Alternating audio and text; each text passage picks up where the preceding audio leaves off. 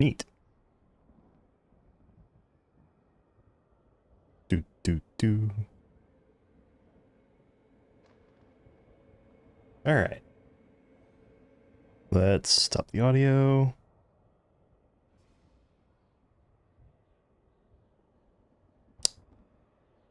I feel like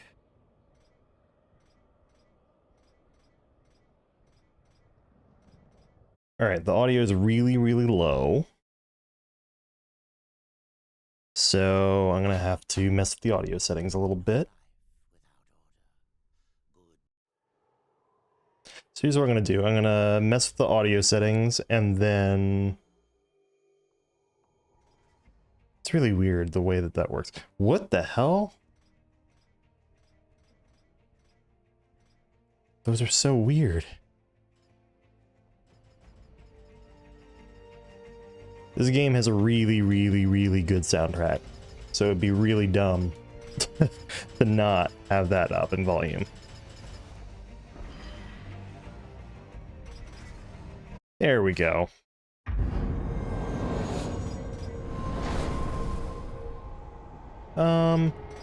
So this game has a slightly different system set up with its difficulty, or with its progression in general, where it's a bit more RPG based or RPG like. So I will probably end up going ahead and going with the Deathinitive Difficulty.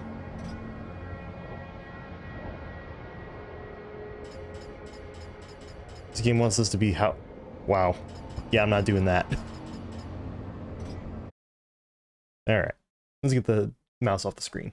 There we go. There can be no life without order. Good, evil, darkness, light. There must be balance in the universe.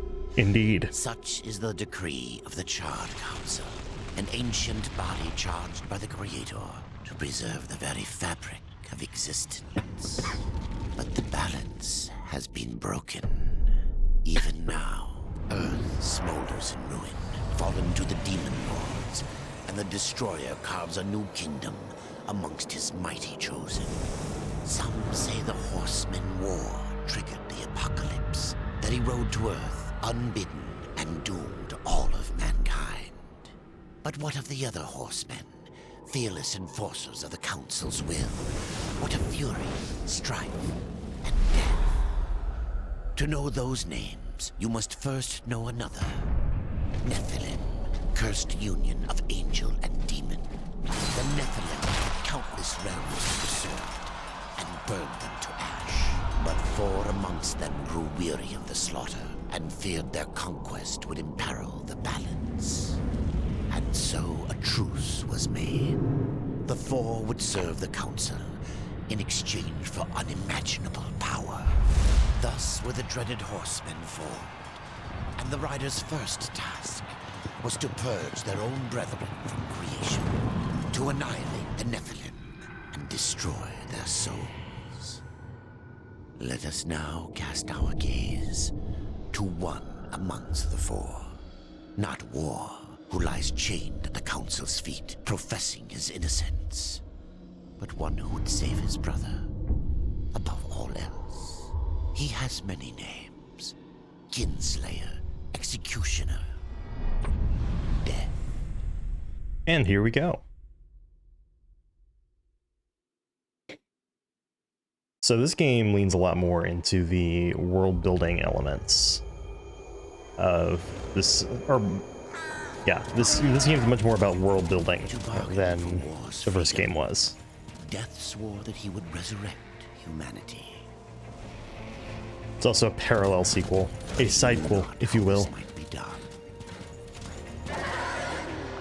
So this beginning is taking place after the intro to Darksiders 1, but before you're plunked down on Earth with the Watcher.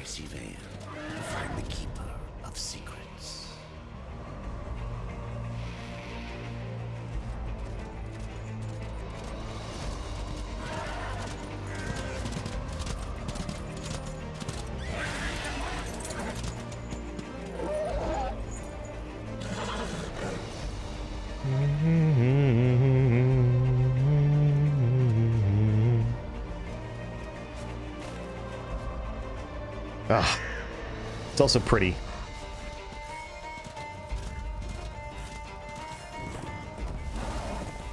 There we go. I'm glad that button's actually bound. Both those buttons are bound. How nice. I feel like the spare moves a little slower than Ruin did. But it could just be that this is a bigger environment for him.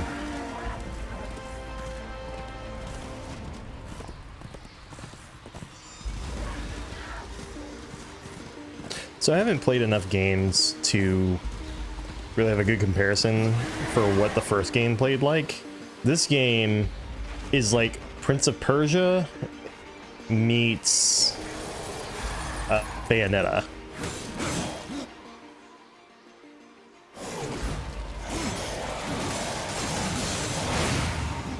So, like, you don't have dodge offset. At least I don't think you do. Yeah, you don't have any, like, dodge offset maneuver. But there's a similar sort of foundation where you, there's no blocking. You can only dodge attacks, and you can only do so many dodges in a row. before there's a cooldown.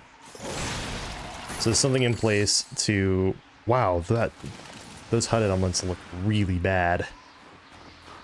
So there's a system in place to prevent you from just spamming a maneuver.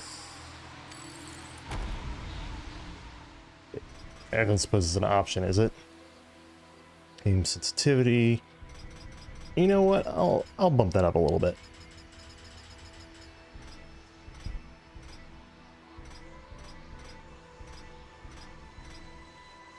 Wow, okay, I guess some of the menu elements just look really bad in this game. This is the definitive version. I'm not streaming to the definitive,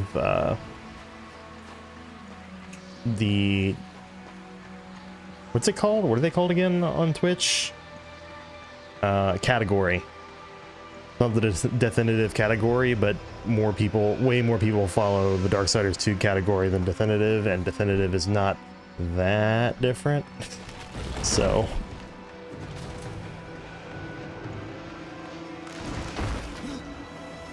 yeah, platforming controls a lot like the 2008 Prince of Persia game, which I have streamed, by the way. Something went wrong during my recordings of it, but yeah.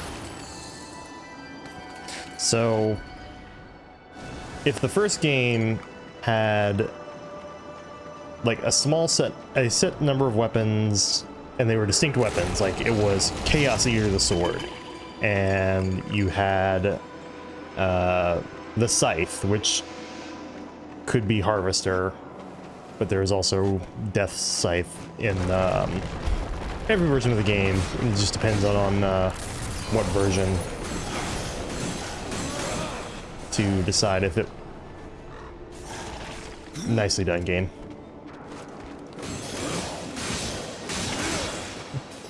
What was I trying to say here?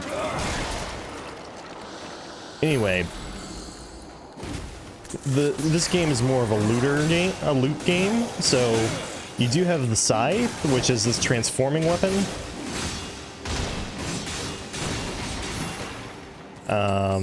And you also have loot that drops. You have equipment, your secondary weapon. Right now I have a hammer, but it can also be gauntlets, which can be like hand blades, or it can be a big axe, or it can be a glaive. Like, it's still the same basic like 2-weapon combat idea, but it's a bit more of a variation on that. Like giving you a few more options, a little way to kind of customize your death out here.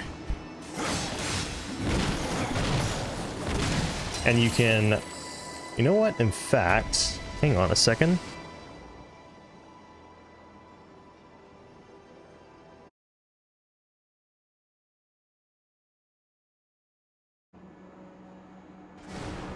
There we go. Now you can see what buttons I'm pressing. You can swap it between the different weapons in your combo, and it like does different moves. So like, one thing I like to do, you start with the scythes, which are pretty quick weapons, and then it's actually pretty well thought out, I think. You can then use the so how should I explain this? When you just try to use the heavy weapons normally, there's like this slow startup to it. But if you use it after getting the swing going from the scythe, then it kind of lets you keep that momentum going. At least that's the way that you kind of read this, right? So it lets you kind of get the momentum going. So you start with the scythe, and then you can kind of transfer that in to using your whoa, hold on. That's weird. That's right, you hold versus bringing up the menu. That was my fault.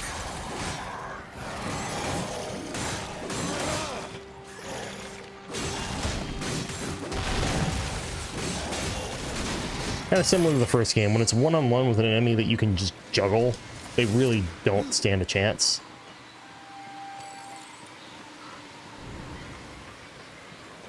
That's where I came from.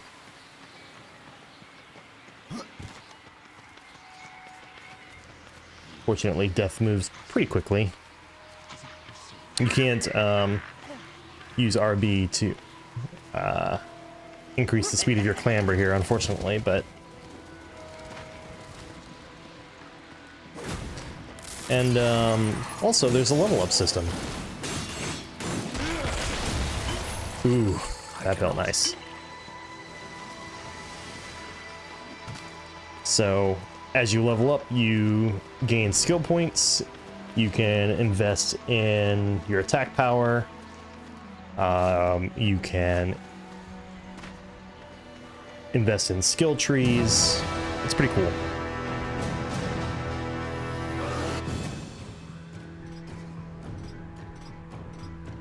We're just going to lower the volume of things just a smidge. It's going to be the volume of everything, though.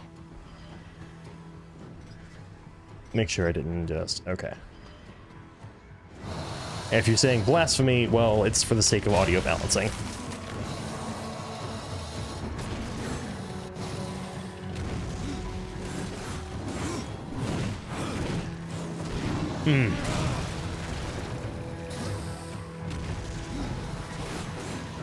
Unfortunately, we don't have any dash attacks yet. Just the difference in damage you get from using the scythe versus actually using your hammer.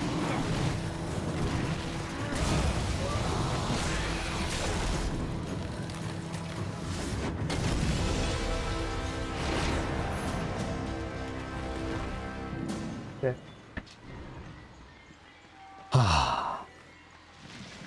And also just, it is, I would say this is a harder game, but it's also a more interesting game. Like, it's a more interesting difficulty. And as you probably just saw, you don't actually do any inputs there to do it. Some of the platforming is automated.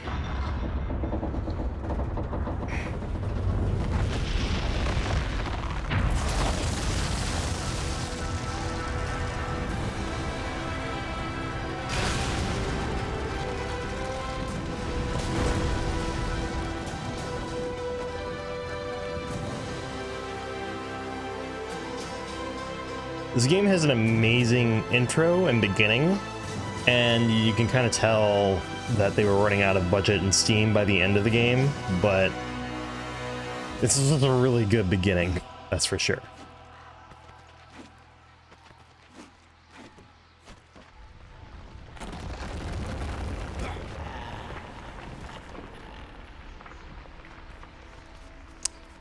And another thing is, I'm glad I'm showing my inputs on screen so that if there's any jank that's from the game not recognizing my inputs properly, you know, it's the game or me.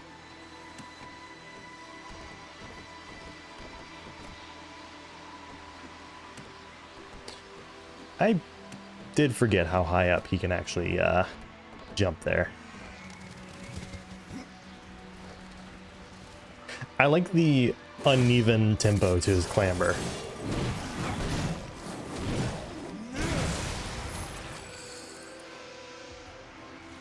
Oh, okay.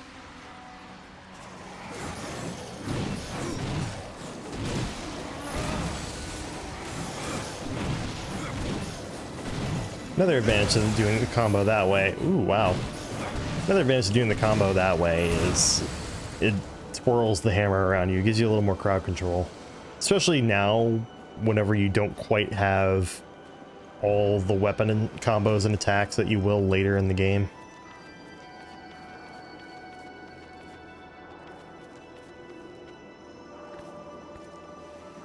Huh? Like I said, sometimes it's a little jank.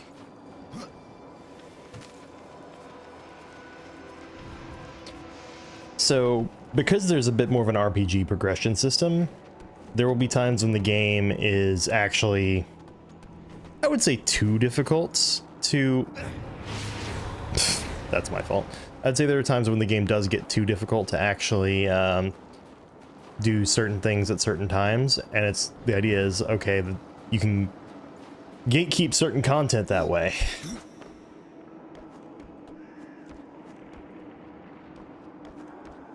Back in my day, you had to actually measure out your jump to do things like that. Now it's all automated. And at least for things like that, I'm glad it is. Whee!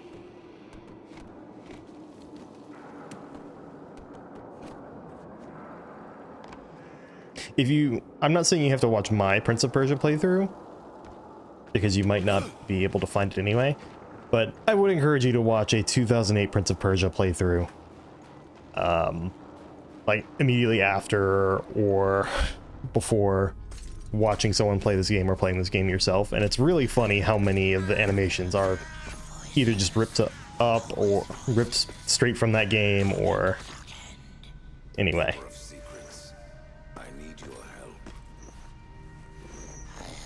Once before, horseman. Look at me now. How I cursed that day. How I curse you. Careful, Crowfather. I'm not here to put you out of your misery. Not yet. I know why you've come. Your brother, the one called War, he's been imprisoned by the Charred Council and awaits their judgment for dooming the Earth, for mankind's extinction. Why should I care about your brother's fate? Because you know the truth. Your secrets can save him. The Council will condemn War. Strip him of power, let him rot in oblivion. To hide the truth. My secrets cannot prove his innocence, horseman. No, but they can help me to erase the crime. Bring mankind back from extinction. Madness. If it's madness, who better to show me the way? Should a way exist, you will find it here. The Tree of Life.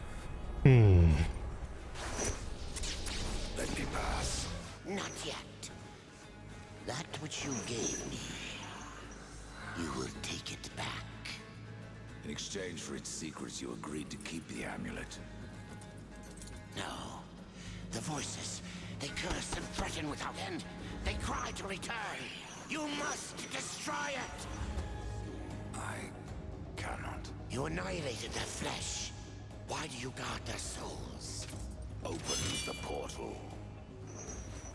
You will not pass while I live. So be it.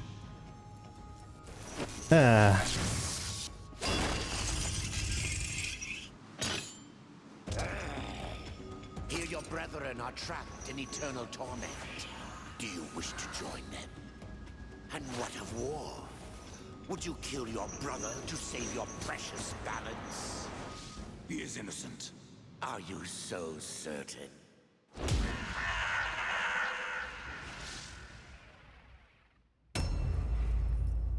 I wish they showed the scene of the crows coming together to form him.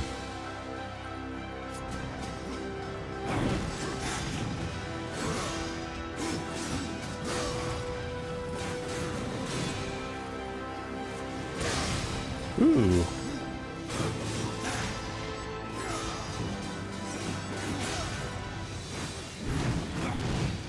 Use your hammer. Ooh. I don't remember how the quick way to use a potion.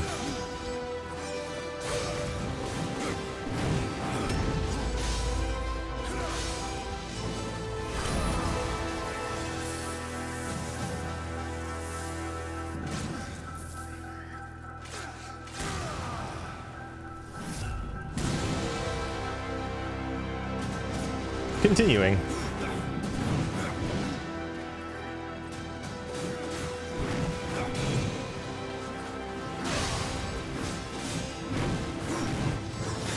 Ooh, cheeky bastard.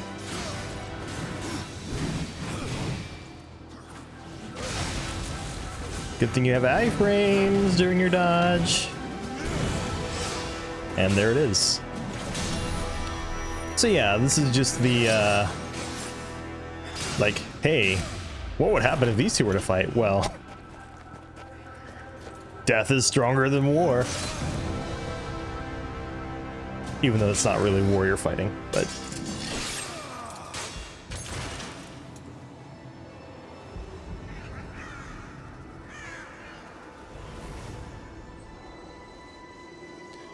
Yay! Only 40 XP.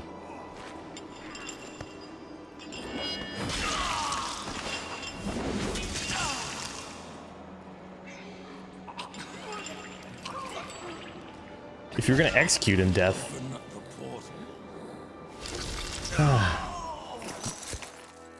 could have been a little gentler about it. Jesus. Your secrets die with you, old fool. My secrets, but not yours. I saw those pixels.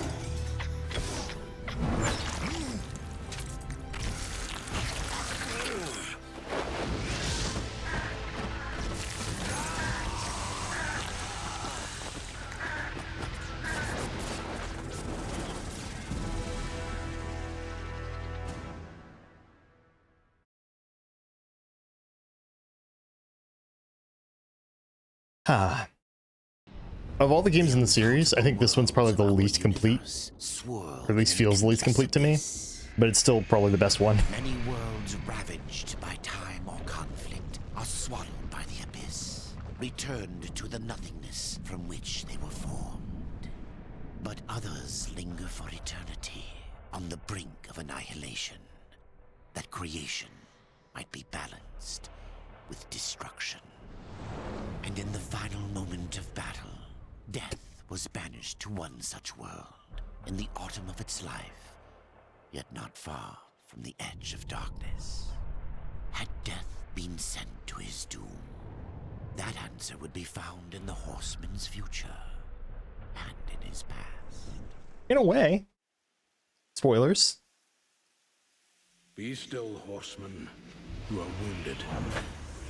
Don't touch me. Your arrival here is a bad omen. Yes, it troubles me greatly. Old one, there's more trouble ahead if you don't start making sense. Where is the tree of life? Life? This world is dying, lad. Choking on chaos and corruption. We can do little to stop it.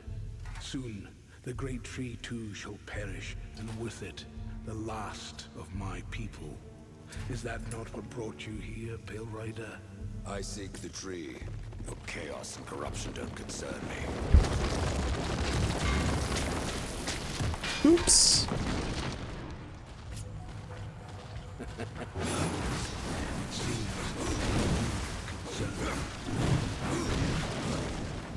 All right.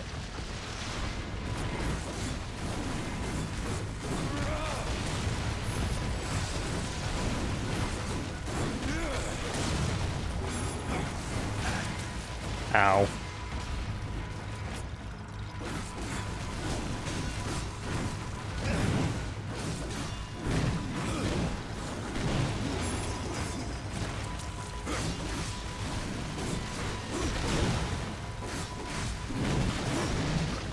Ooh.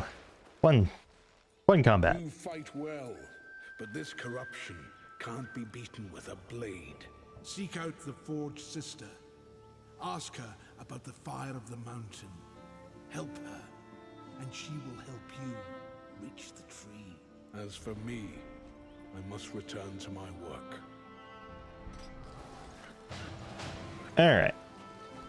There's lots of dialogue and world building and all that. I'll probably show some of it, but it would take way too long to show all of it. So I'm gonna leave it open for a bit in case anyone does start commenting, because there's kind of this question in the title of what build you want to see. Because Harbinger and Necromancer both have some interesting skill trees here. Harbinger's kind of built around mostly your physical moves, and Necromancer's built around magic. So they're kind of these level 1 things in the trees are kind of the foundational bits of them. You can either summon ghouls to fight alongside you, or you can get teleport slash, which is actually pretty useful as a maneuver because it lets you teleport behind someone and then hit them with an attack. And like as you fill out those skill trees, you kind of With you here, hope is not as you fill out those trees, those moves get more effects put on them and such. And who are you to command a rider? I am a maker, older than even the Charred Council. These hands have laid the foundations for many worlds, but that was long ago. And now, they but hardly know the touch of stone. Are you not curious as to why I seek the tree? I would not presume to question one of the four, but yes, tell me. I must restore humanity to redeem war. Heaven and hell battle upon the shattered earth. All creation trembles, and at the center of it all stands your brother. He is innocent. I never said he wasn't. The tree holds power over life and death. If you would resurrect humanity, then you are headed in the right direction. Be warned. A dark presence dwells now within the tree, and the path is barred by corruption. This game has good voice acting, and especially Death. They got Michael Wincott as his actor, and his delivery is just beautiful. Lots of just really good moments. Like when he called the Crowfather an old fool earlier. Like there's a bit of sorrow there because the two have history and they were friendly, or at least on friendly terms once, and etc. etc.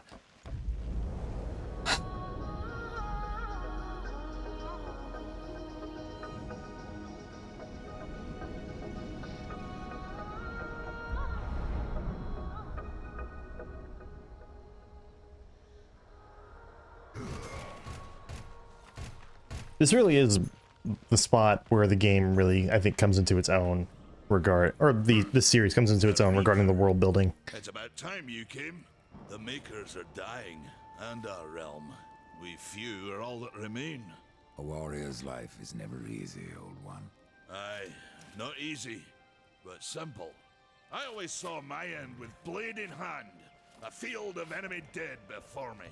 And what glorious end awaits you hiding behind these gates? You cannot fight corruption, nor can you harm it. You can only kill those it has claimed. Every blow I strike against corruption is a blow against my own people. Muse on that, Ryder, before you mark me as a coward.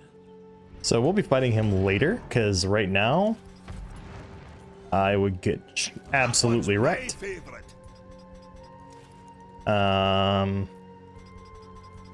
Yeah. So that's the move I just unlocked. It's a good one.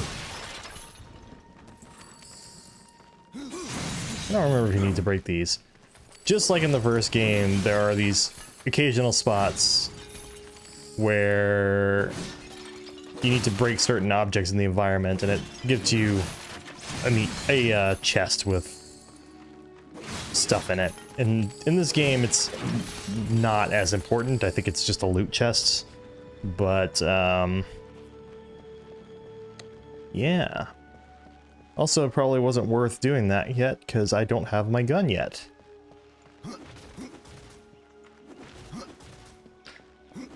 Ah, yes.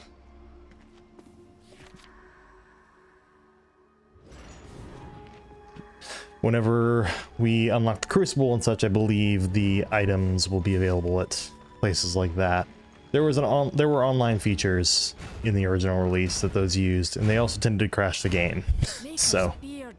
The rumors are true. A horseman in the Forge lands. The name's Alia, and that's my brother Valis. We are the keepers of this forge, though I reckon that means less now than once it did. This is a Maker's Forge. Nay, the Maker's Forge is lost to us, silenced by the hands of corruption. But in its depths we once crafted the dark towers of hell and the cities of heaven. Now Interesting you make audio choice. trinkets. And you, one of the four, now seek the aid of the Makers? I guess we've all fallen from high places. I came here seeking the tree, and your elder speaks of fire. What is it? Aye, the fire of the mountain, the Stonefather's blood. It once flowed into our forge, as did the tears. Both imbued our craft with incredible power, the heart and the soul of stone. But corruption has taken them, and now our forge is silent. Why does this concern me? The way to the tree is lost, barred by corruption. You can no more leave this place than we. Restore our forge, and the tree can be reached. I don't follow your reasoning. We are makers, not warriors. But we are not without our weapons. Before the forge was lost, we crafted a mighty creature of soul and stone. A colossus to fight this corruption. But to awaken him requires a maker's key. And we need our forge to craft one. Will you help us? What is this cauldron? A temple built in the shadow Dialogue. of Stonefather's Peak. There the fire of the mountain was harnessed and passed into our forge. Ride east of town, ride through the charred pass and towards the cindery peak of the Stonefather. There you will find the cauldron. I may have need of a blade. Is your need greater than ours, horseman? I think not. We fight for the survival of our realm and our kin. Prove worthy, and mayhaps we can do business. Man of no words, your brother. But hardly silent. His voice is the ring of the hammer and the roar of the white flame. Yes, he works while you talk. Jackass. All right.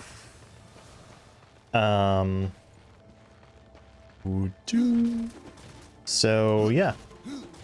I won't be doing the dialogue like that for most of this, but once I get to this person, this will be the last one I do of that, and then I'll just Horseman. Your shadow keep has going long through. hovered over this realm. Many know the Reaper, Old One, but I don't know you. We are the builders of this world, but corruption seethes at its heart and destroys in days what we shaped over eons. Adar does his best to soothe our pain, but our souls yearn for only one comfort: death. We are without hope. Horseman, do you ever doubt your future? No. So one like yourself would set out to change a fate that displeases him. That is a long and dangerous path, even for death himself. How is that your concern, Shaman? Only that I am skilled at crafting talismans. If you gather the proper materials and return them to me, I'll make a potent talisman to aid you on your journey. What do you require? Stalker's bone, mordant dew, and carven stone. It is not a simple charm. Where can I find them? Somewhere in the Forge lands. I rarely leave Tristone, but that Pup Khan is always out exploring. He can tell you more, no doubt. There are new talismans for you to browse. All right. So at this point, I'm just going to sell all my spare items. My thanks. They're not worth a lot, but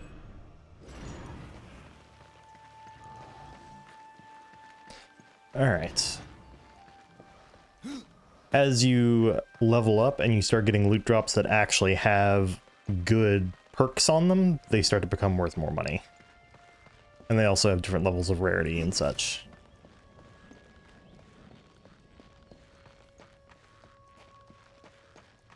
Get the leather crunching sound with his steps, I notice. Wait. There we go. Horseman, you'll find not that way, but trouble. Do what you must for your kin, Old One. For mine, I ride to the cauldron. Well, if you fancy your corruption waist deep, that's as good a place as any. You know, there's a reason this gate is here. And if you were a friend, I wouldn't have let you pass. But then, who is friend to death? Have you wisdom to share, or was it long since knocked loose in battle? Wisdom ain't like teeth. I've plenty left. Enough to stay clear of the cauldron. The ancients filled it with right nasty traps. But one so clever as yourself will surely elude them.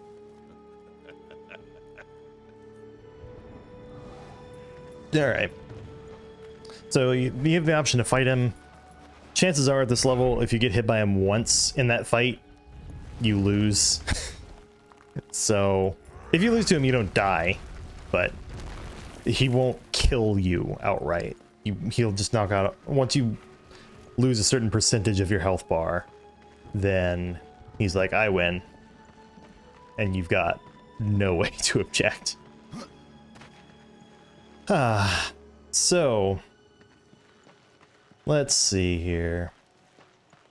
I'm gonna jump down here on purpose because Y to swim down, A to swim up. You know, there's kind of an odd amount of sense that makes.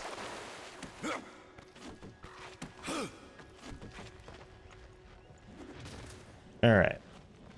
Yeah, boatman coins. They are technically finite, but you never need. I don't think you ever need to spend any of them actually. But you can use them to basically roll for loot at Volgrim when you find him, which is in not too long.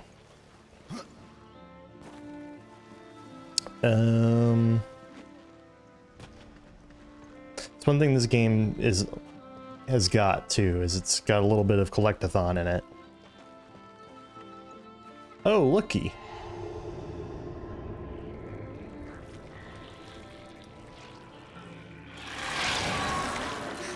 Might want to get your liver checked, dude. Alright. So, there's stuff around in this area in general. I think in Deathinitive Edition, on some versions of this game, I remember they, or maybe it was in an update or something, they actually removed some of the trees because it improved the performance and such, because there's a lot of pop-in this game because they made it gigantic. And THQ was going under around the time that this came out, so, or when this first came out.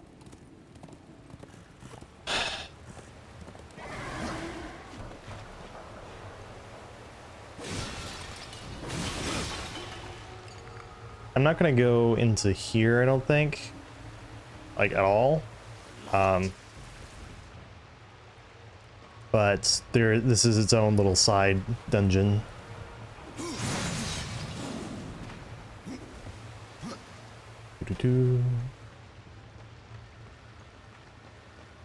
If you listen, I can hear it, but I don't know if it's coming through on the stream very well.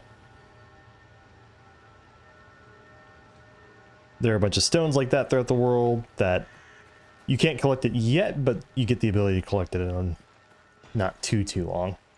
After the first dungeon. Over here. Greetings, horseman, and welcome. Best character in the series. I've been expecting you. No, actually, Death is the best character, but best recurring character for sure. The shadows.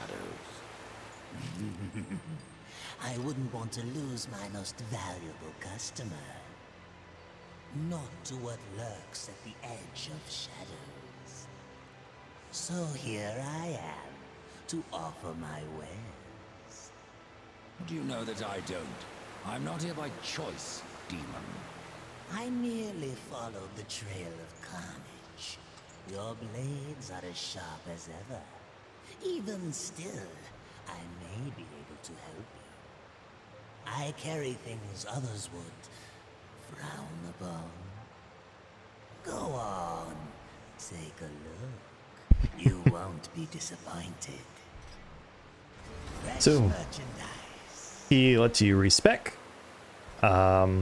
He lets you spend your boatman coins and gold to buy a random item. And he lets you sell stuff. Another time, demon. Until then, perhaps you'll grant me a small indulgence. There are pages missing from the Book of the Dead. I believe many lie along your path. If you bring them to me, your reward will be substantial. And so will be my damnation.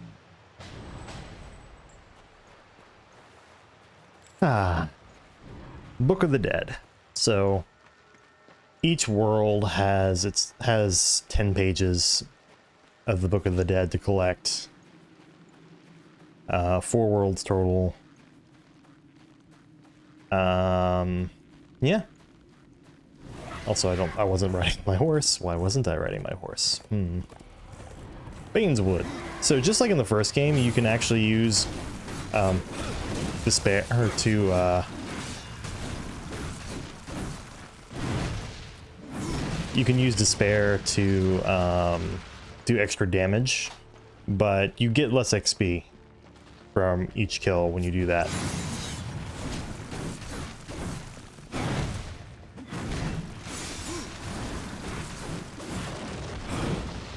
Nice.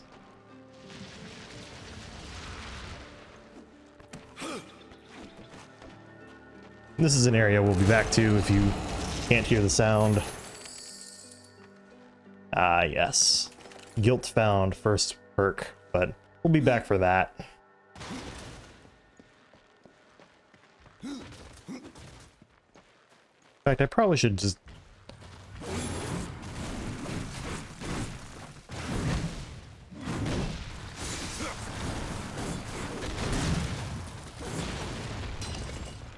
head straight to the end. What is... Ah! So now, instead of a hammer, I've got a buckler.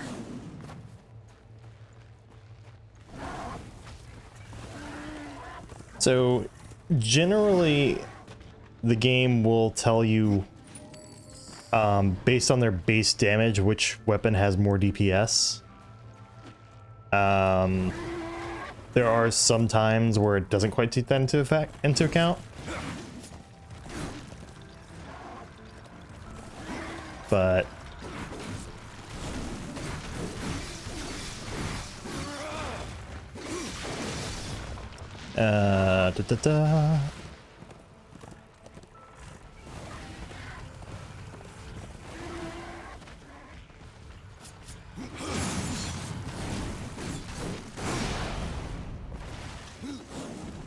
wait, what?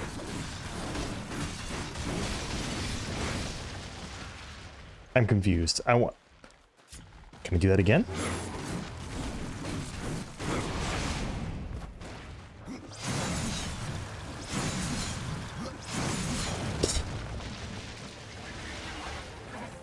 This is the highest difficulty, by the way, other than Nightmare, which is just permadeath. You die, you lose your save, which does not sound particularly interesting to me.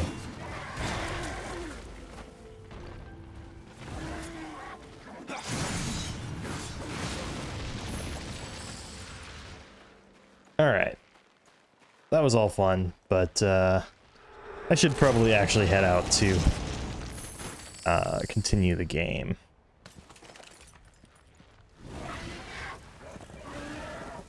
There is more stuff that way, of course, but we don't have any of our extra traversal items for the world yet, so... Ooh, this is gonna be I can show this. Okay, no, that's not what I thought it would be. Never mind.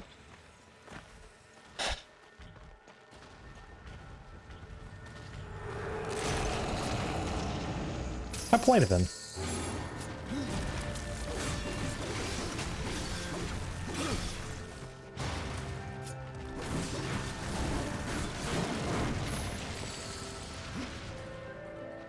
There are some time, so that would be the first glaive I've found, but It's lower DPS, so I won't use it. Yeah. Ah! That's fun. We'll be back for him way later.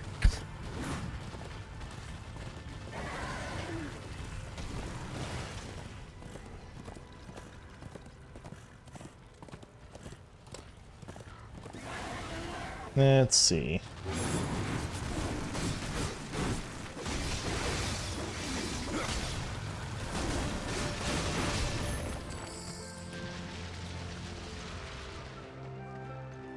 Definitely a more interesting combat system. Need to remind myself that you just hold up, you don't jump up.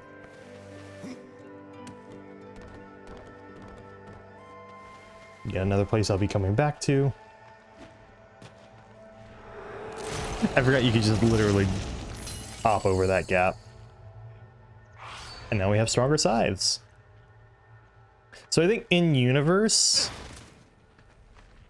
I don't know if it's Harvester is just changing into all of these weapons all the time, or if Death just doesn't have Harvester or what, but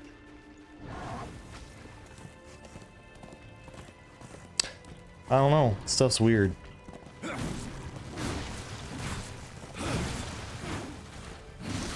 You know, I feel like that wasn't doing as much damage as I thought it should be. It's like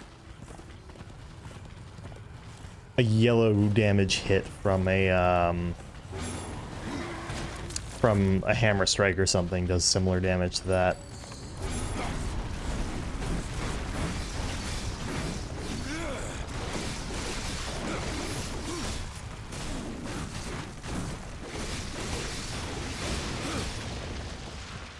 Man, they really don't stand a chance. If you can get a combo going.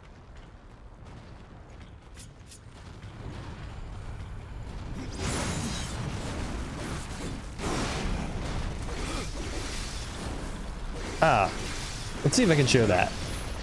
So, I said there you don't have a block button. That's somewhat true.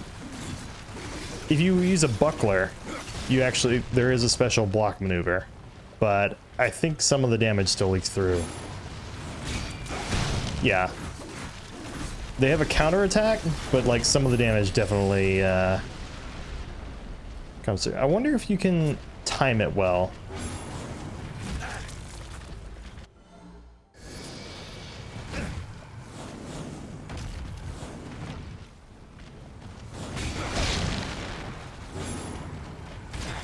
Oop, nope, that's not timed well at all.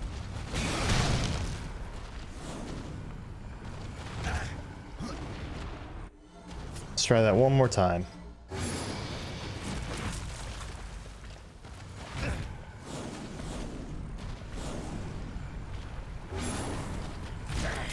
No, no. See if I can get that a little tighter. Nope. Went and wasted like all of my healing potions there. Oh yeah, there's also there's an item down here.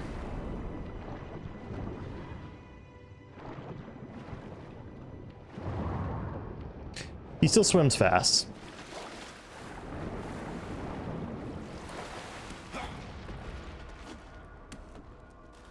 Unfortunately, there's also that jewel there, so hey, piercing damage. All right, so some of our damage just ignores defense now.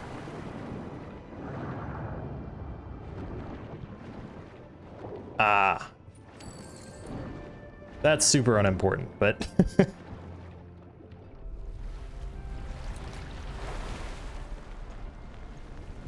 yeah, let's just go ahead and open this chest over here too.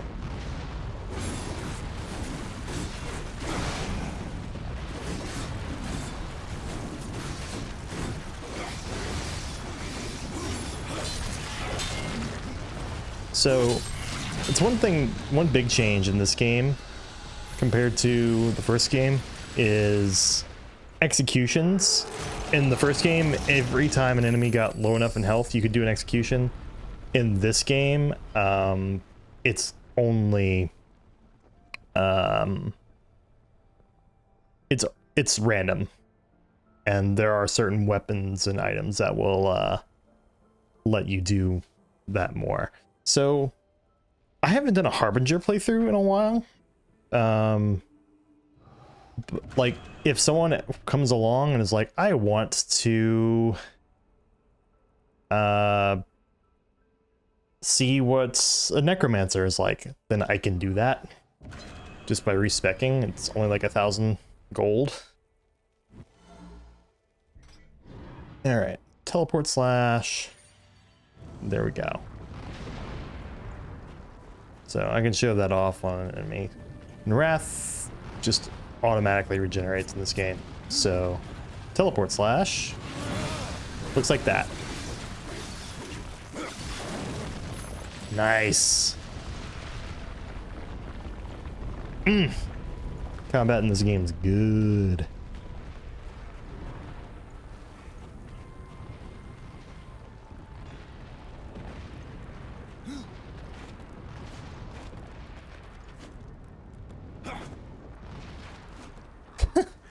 I like how I did not do that the way that you're meant to, but the game was like, eh, good enough. I appreciate that.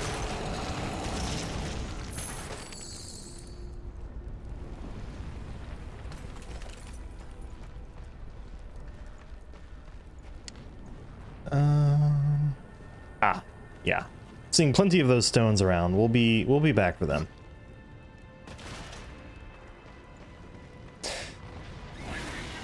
For finding those stones, it definitely helps to play this with a headset.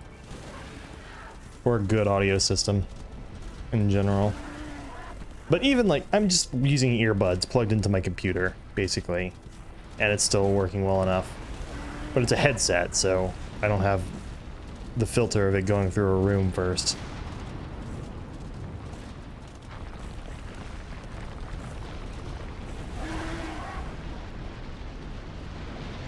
All right.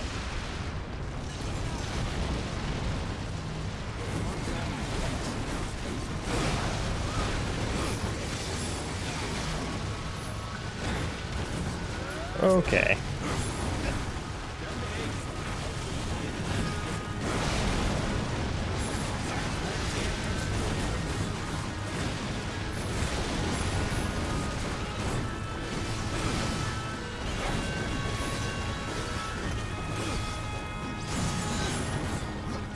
Might be a good time to swap to, might be a good time for me to swap to using a heavy weapon again. A rider has come to the realm. Not another one. You're the Nephilim, the one they call Death. How did you get here? Took a wrong turn. It appears I'm stranded here with the rest of you. If you seek the cauldron, you should know that it fell to corruption fair long ago.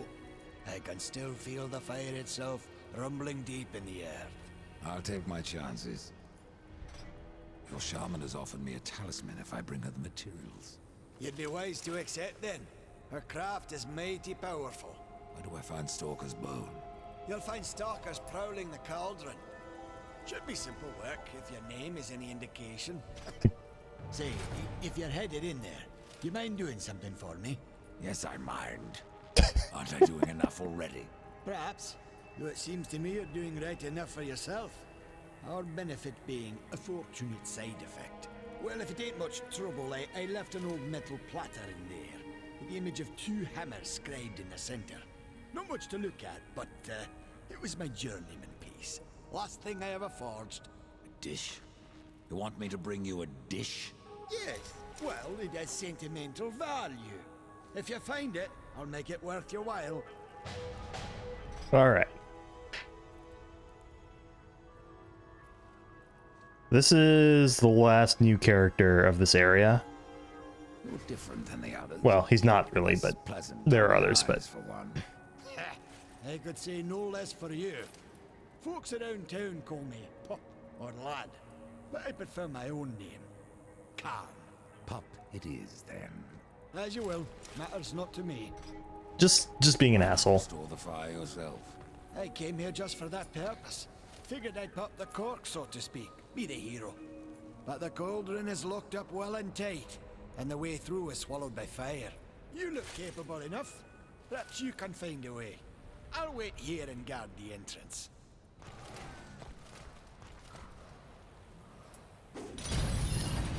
All right.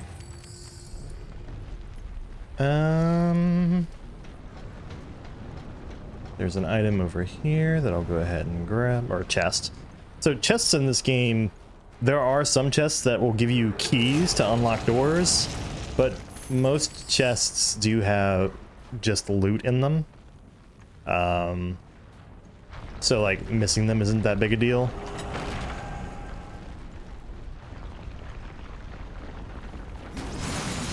Ah, the cauldron. So just like the first game, this game has some Zelda-like elements. You've got dungeons with puzzles, and you've got dungeon items. There aren't as many dungeon items as there are dungeons. You'll have oftentimes multiple dungeons built around either particular dungeon items or what have you. If you consider that a good thing or a bad thing, I guess that's up to you. But yeah. So a couple different things here. You got the explosive shadow bombs, the explosive growths, which are just like the things from the first game. Well done, game.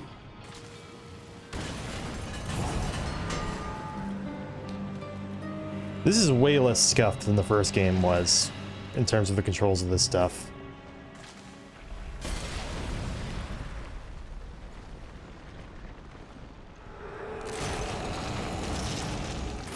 I don't know what was going on with the controls in the first game. Plus 3% experience, that's something. I think I have like 2 or 3 achievements left to get in this game, and one of them is getting death up to like level, I think it's level 30. Just because it's a single playthrough of this game is a lot, and there's a new game plus,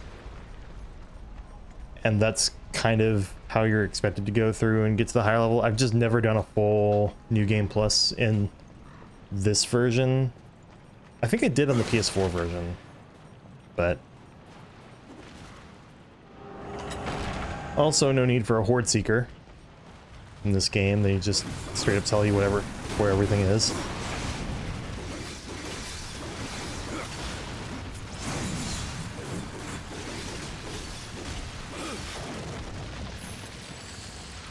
Yeah, so gauntlet-like weapons tend to be really good against single targets, where your heavier weapons tend to be good crowd control or burst damage weapons. I tend to prefer the heavier weapons, but there are certain gauntlet weapons that I do like quite a bit. And there are some scenarios where you do want to use those. Not sure. I never remember if you end up coming back through here or not. But if I see a boatman coin, I don't know that it's not important at all to grab all the boatman coins.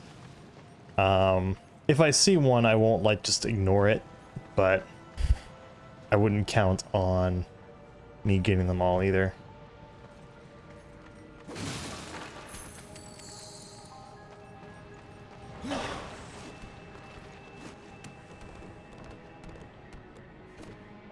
Hey, I remember which button to press.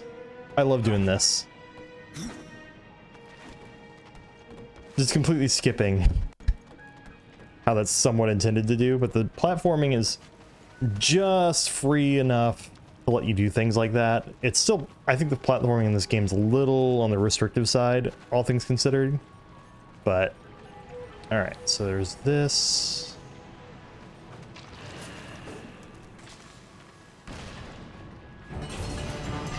There we are. And you should just be able to, yeah.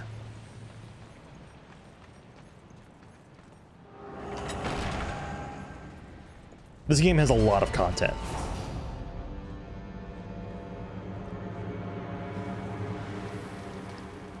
I think it's roughly a 20 to 30 hour game, and that's mostly gameplay.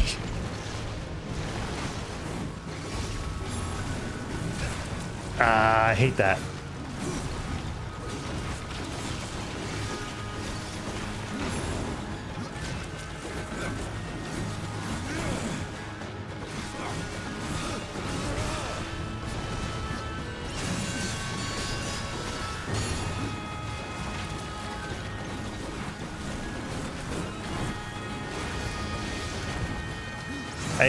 They can literally just come up to you and just be like, boop.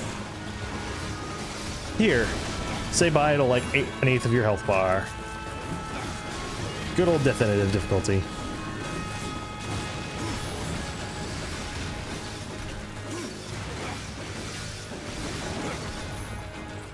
I think the RPG mechanics help in making Deathinitive Difficulty and higher difficulties in this game feel more balanced than they do in certainly feels more balanced in this game than Darksiders 3, which also has RPG mechanics, but that game's also made to be like a, that's the one that's made to be inspired by Dark Souls, for better and worse. I like the difficulty of it, but sometimes it does get a little tedious for me. It does step into tedium difficulty, I think.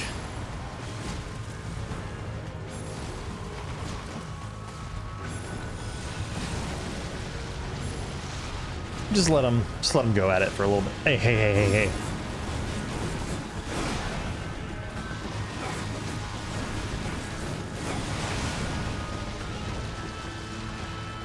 Guys.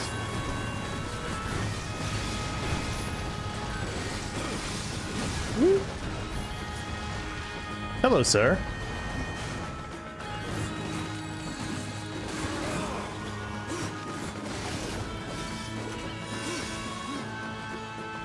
All right, Stalker. Probably definitely the most dangerous enemy type that you fight in this part.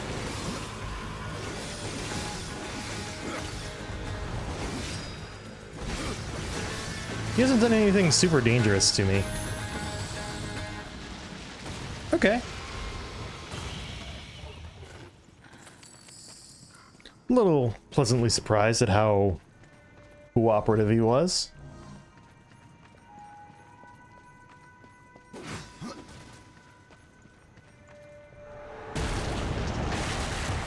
Ah.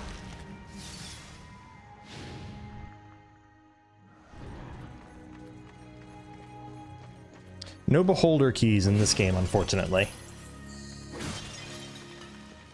Those were just hilarious in the first game.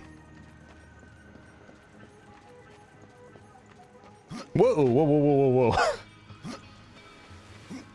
whoa. All right. Look at that. Cleverly designed. I think most of the dungeons in this game fall into the cleverly designed or well-designed category, honestly. I'm not a fan of some of the ones in the second world because they are, there's one item that you, that exists in, I haven't been using Teleport Slash, by the way, I'm just noticing. But there's one item, or one power-up you get, effectively, that gets actually taken away from you permanently in this game. And yeah, it makes certain dungeons and certain parts of certain dungeons impossible to go back through, so you like have to make sure you 100% them more or less right away.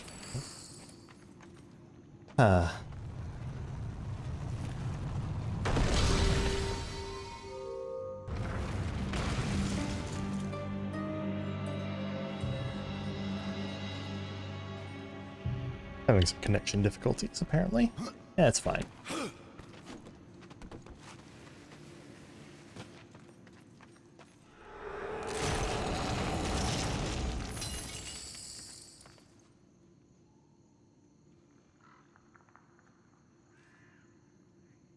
Yeah, sure. I'll just take the straight upgrade.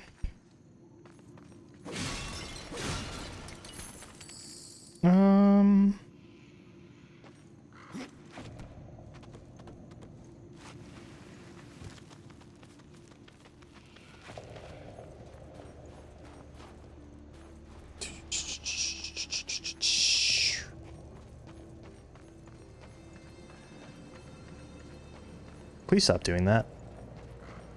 My stream is going in and out again. Alright. I'll grab these 2 chests and then I will take a break. I'm getting kind of thirsty and I'm out of water. So chests like this just have higher chance of dropping better loot drops. I'm actually gonna go ahead and grab and put those on. Alright, so let's start a break.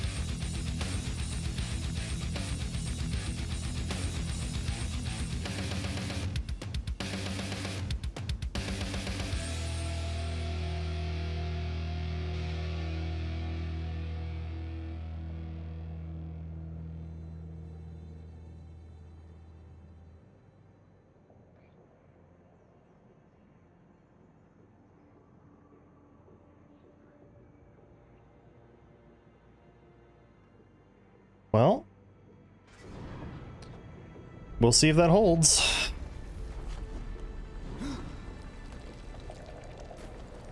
If not, I'll just keep on going.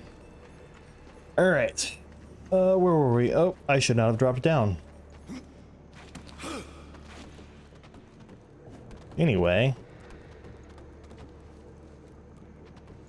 Is there... It looks like a ledge. You can probably land on that, but it doesn't have anything for you. Alright. God damn it, there it goes again. Okay, whatever. Just keep going.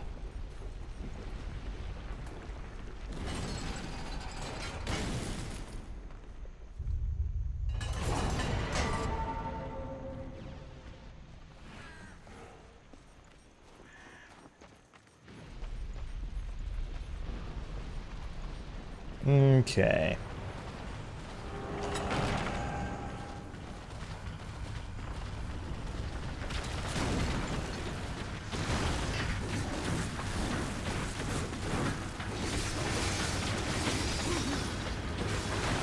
Ooh.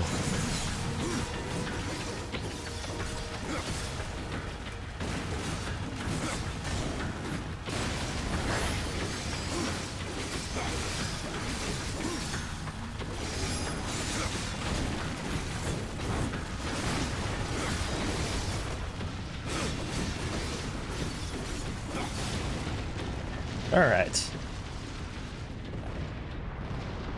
Grabbing that. Huh?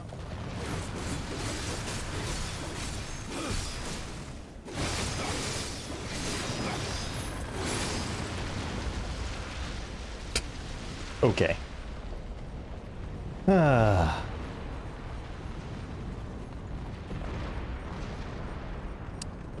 Well, that was a whole thing. So first...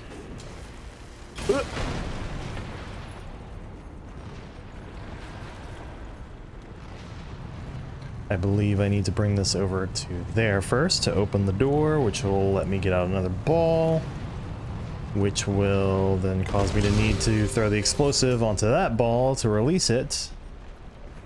Also, Book of the Dead page.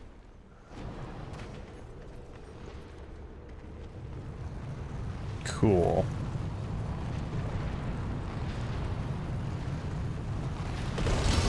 If I was being efficient, I would have probably put it in the other one. It's fine.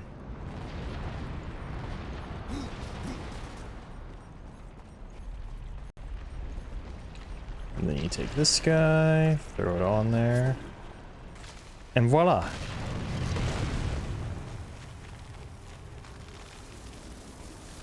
I think there's another Book of the Dead page in this dungeon. I know I probably wouldn't have seen it so far. I've played this game enough that I have a general idea of where a lot of them are whenever I'm in the correct area, but I don't know where they are specifically. Book of the Dead pages are generally something you do want to get. They end up getting you a key to a loot area later in the game, or later on that, among other things, I think is guaranteed to give you possessed weapons, which are their own interesting system that I believe was also taken from another game. But Darksiders is a series which wears its inspirations on its sleeves, and the most unique thing about it, honestly, is its setting. And it's very upfront about that, so I enjoy it quite a bit. I believe...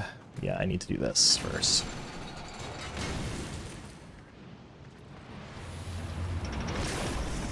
I'm gonna take this detour over to the side.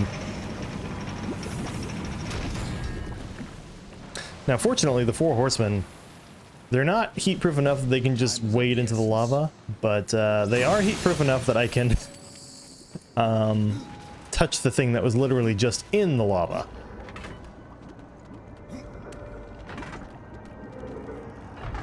Let go.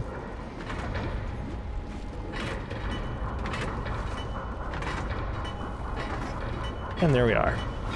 Yeah, plenty of time.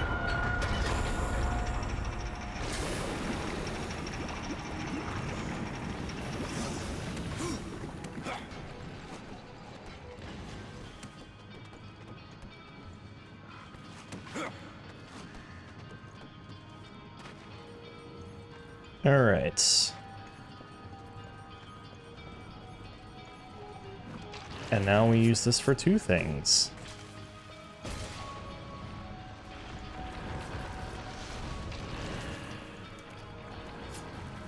Also, that would be the plate that we were asked to get earlier.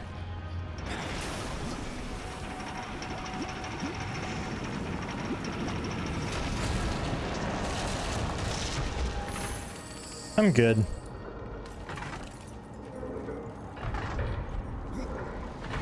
I don't need to fast travel out of this dungeon yet.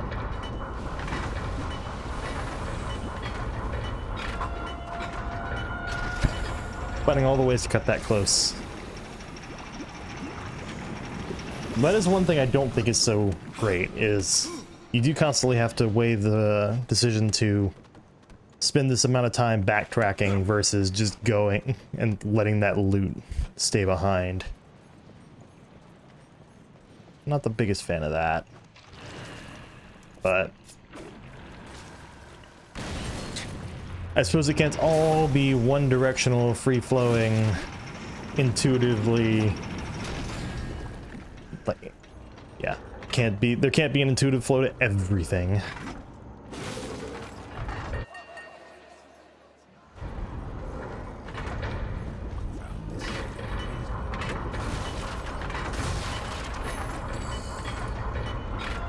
All right.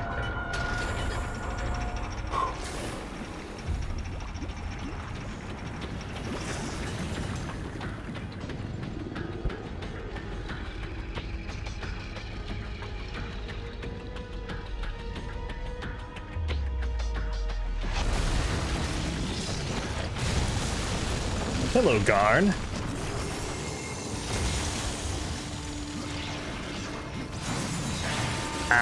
Oh shit, that's so much damage.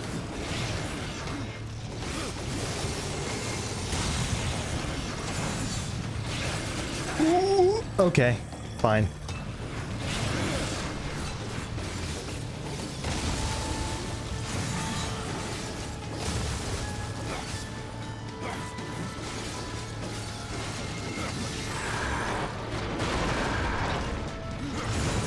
Nice try, buddy.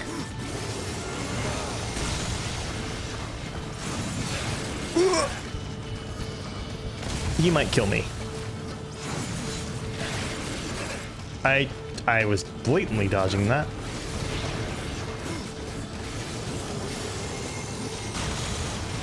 Woo! And I'm dead. All right, first death. Suppose it is definitive difficulty, so let's try this again. I can't skip the cutscene. Beautiful. I'll keep that in mind next time.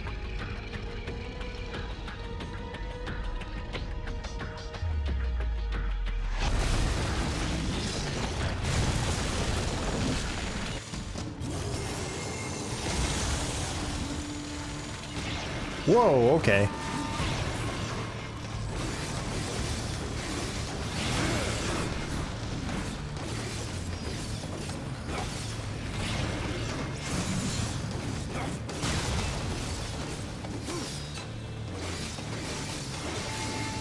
Back off.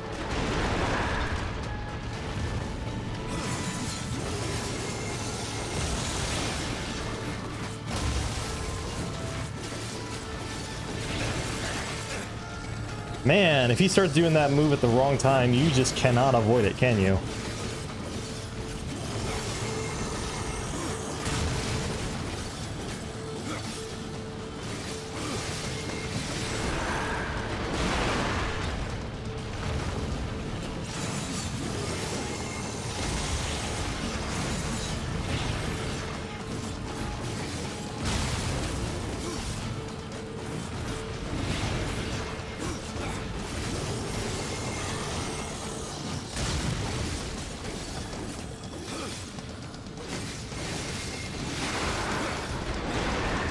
Ah, damn it.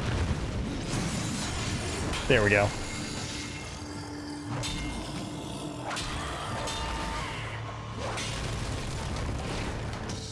Thwack. Dark Avenger. Weapon once belonged to a human warrior known as Draven. We'll be meeting him later.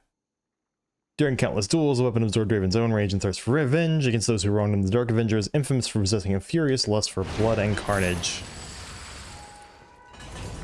I mean, it's no Echidna's Fang, but... Alright. So, let's see. If we look at the Dark Avenger... It is a level 5 weapon, so I am not allowed to wear it yet.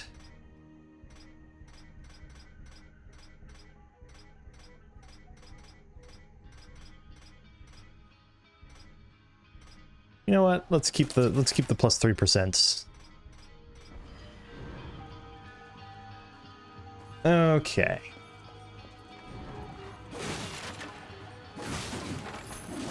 That's the thing about Deathinitive Difficulty. They're HP tanks. The bosses are kind of tanky, but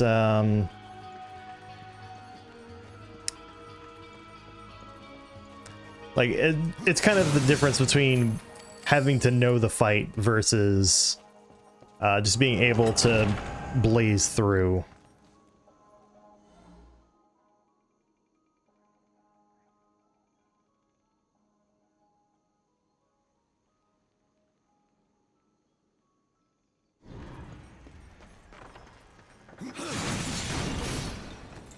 I hate that.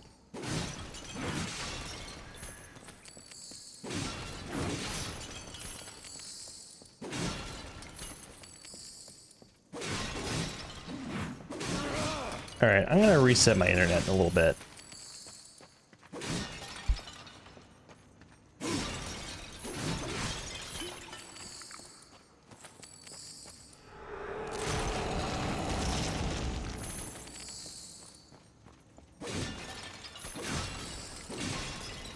Give me money, money, money. Oh my god, this is this is happening like every 15 seconds or so.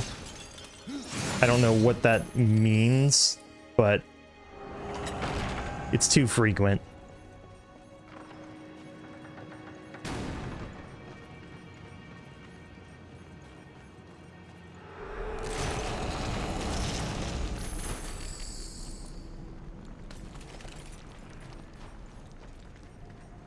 All right.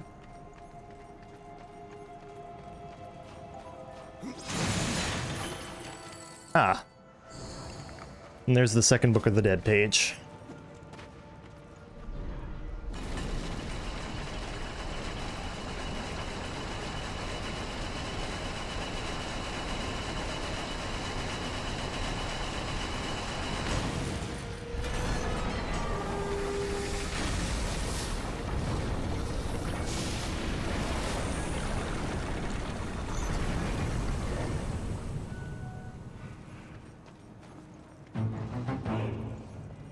Yeah.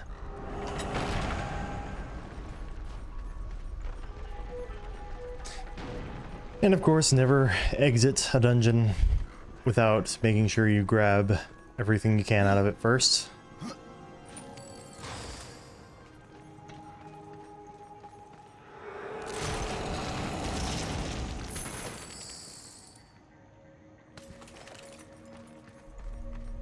All right.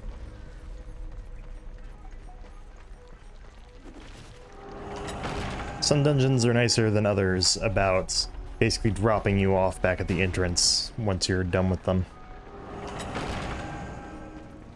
But I think that's the only one that doesn't have one of those mystic stones in it, or one of those special stones you have to collect earlier, whatever it is. How did you?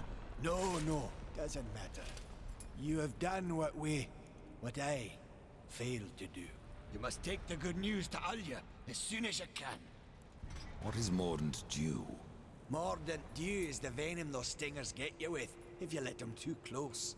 You'll find them in Drenchfort. Walk softly, though. Those stings are nasty.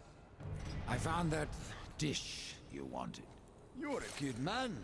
Much more so than your name would imply. I'm in your debt. Neat. All right.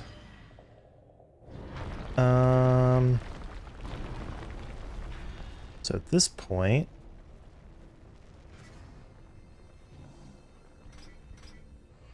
I don't want that. I just want...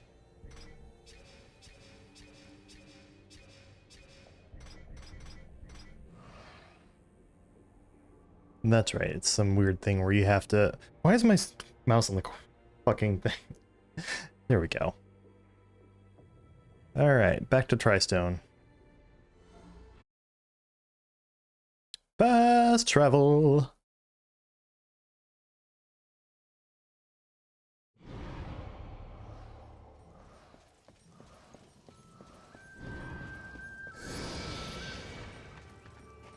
Yeah, might as well.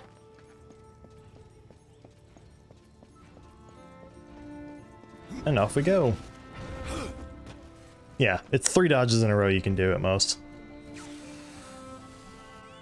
Horsemen, the fire of the mountain flows again.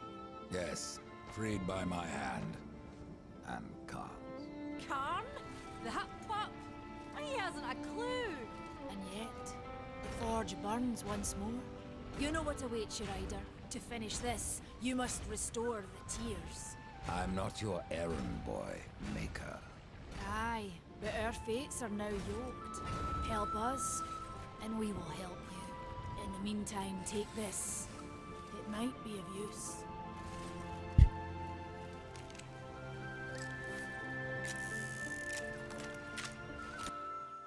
Redemption. Pistol. It belongs to my brother, Strife. How came it here? I cannot say, but there are other goods you may barter for now as well. Restore the tears, then return to me. You said there were 2 things that powered your forge, fire and tears.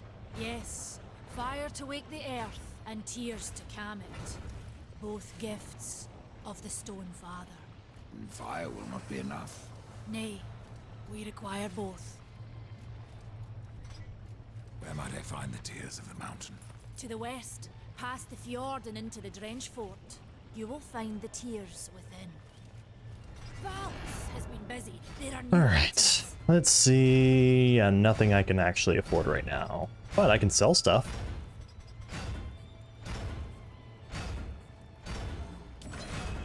Valus will put it to good use.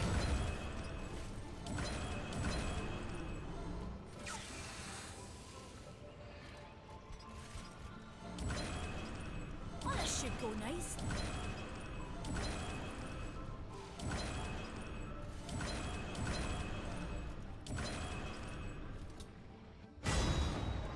There we go, and another level up. Alright. Yeah, I think I am at the point where I do indeed have to just reset my internet, which sucks, but what can you do? So before I do that, I want to go ahead and shoot all of the pottery in this area. If I can remember where it all is. Damn you. I forgot how funny that was. So there's some there. That's gone.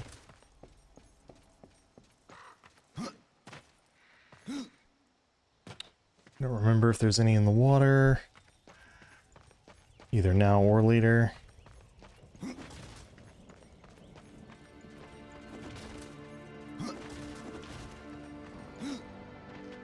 It's super weird. Like, you can't... You can do this basically as soon as you get the gun. I don't remember... if there were ones in the lava or not.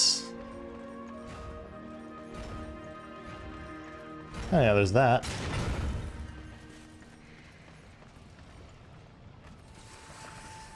I think it...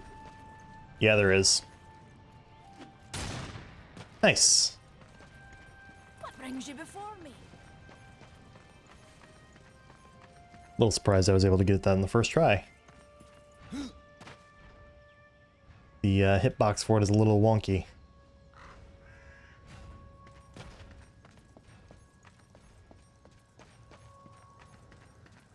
Are there more that I just don't remember the locations of here? I seem to recall there being one over this way. Oh, yep. There it is. Still not it. Well, let me make sure there's not one that I can see from up here.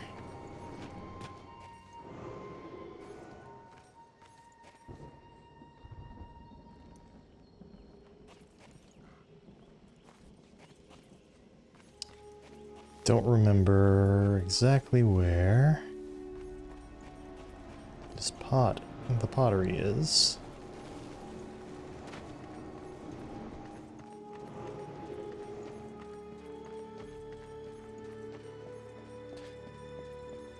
I'm going to assume the stuff from over here is back for some reason.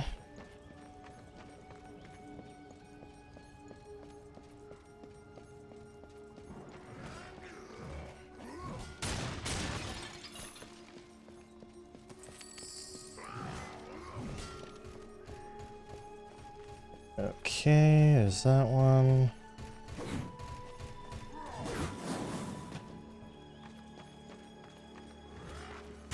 Perhaps I was wrong?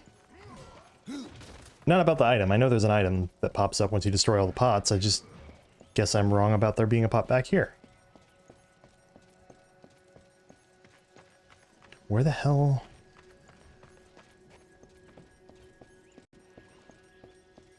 Now I'm like looking at the tops of these things.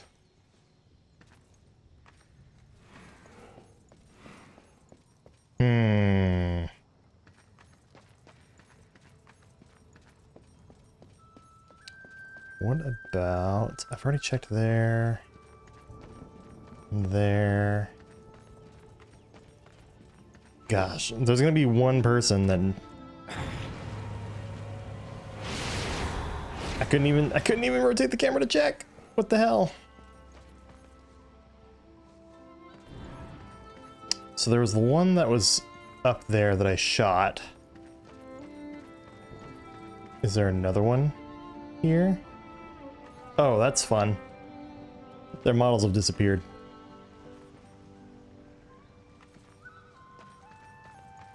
Or maybe I have shot them all and you have to get close to where the chest spawns for it to work.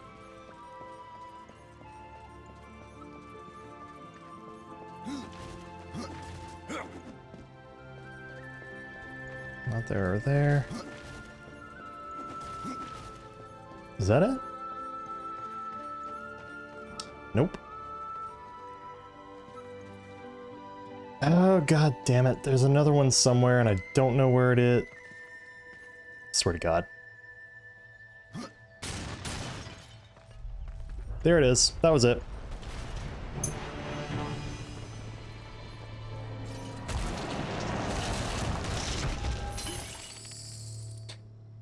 All that for a new buckler. Granted, a buckler with increased critical chance, so... Alright. I think we want to be at least level 5 before we even talk about challenging him to a fight. However, we can spend some of our gold to get some new moves.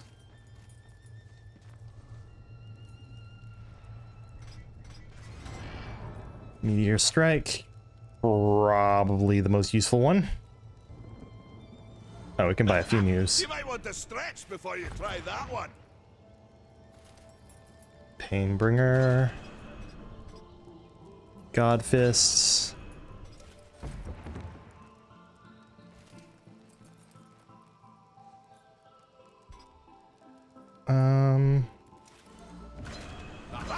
There we go.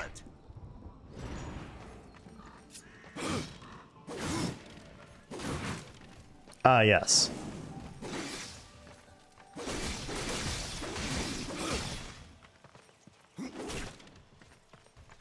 Yeah, so now I can uppercut things.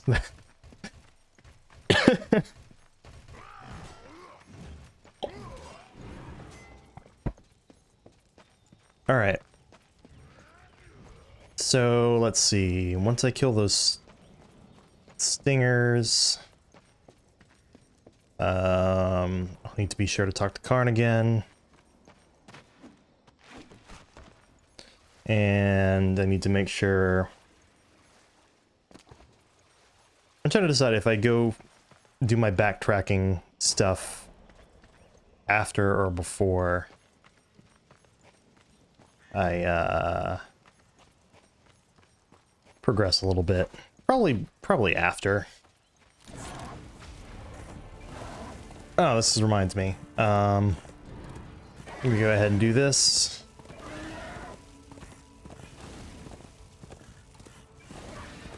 There's a Book of the Dead page over here. At least I'm pretty sure there is.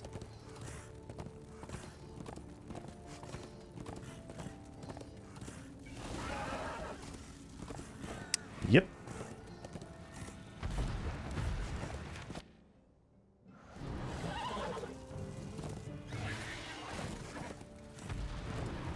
Three out of 10.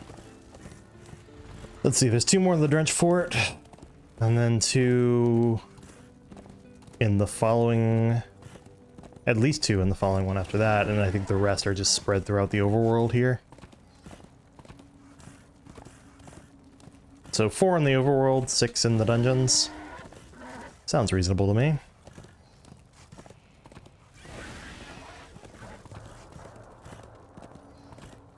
Boatman's coin. Go ahead and... We tried to seal in the corruption, but no good came of it. If you're really going, don't let me stop you. Exploring's a wondrous thing. You never know what you might find. For instance, should a bit of armor turn up, it's likely some misplaced some years back. If you can find it, I'll be in your debt. What can you tell me about the Tears of the Mountain? The Drench Fort lies just beyond this barrier. It was the first thing taken by corruption. We sealed the Stonefather's tears inside, fearing what would happen if they spread. If I do as Alia asks, you'll soon find out. Aye, and the realm will be better for it. Whether pure as rain or black as sin, the tears will end this stalemate. It's odd how I often find you standing. Without the Tree of Life Horseman, I'm trapped here just like you. A fortunate few slipped out before the tree was lost, like Ulthane. Who could that be? And who is Ulthane? He's just another maker. Has a big hammer is all. When he escaped, I feared to follow. And a good thing, too. And why is that? Well, you might still be looking for the cauldron if not for my courage and wit. You would think that... Well, I suppose War didn't also kind of didn't know, but Ulthane made the Armageddon Blade, the thing that is meant to destroy the seals to usher in the End War, which also unleashed the seals on the Four Horsemen's power. Seems like kind of an important figure for the Four Horsemen to know about, but maybe that's exactly why they don't know about him. So I don't remember if there's actually an item on top of this small set of rocks here or not, or if it's literally just a jank thing that you're able to get up here and check. Yeah, it's just a jank thing. Okay. Alright, let's go. Need to remember that he's there, and once I get the Morden Dew, I need to talk to him again.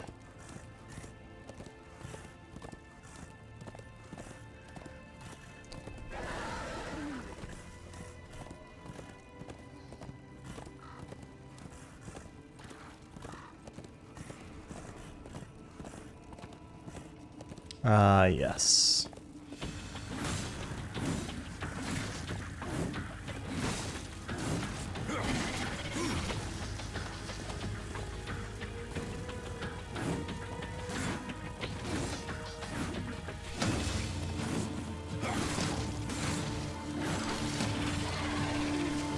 Kind of changing the sound a little bit there. There we are.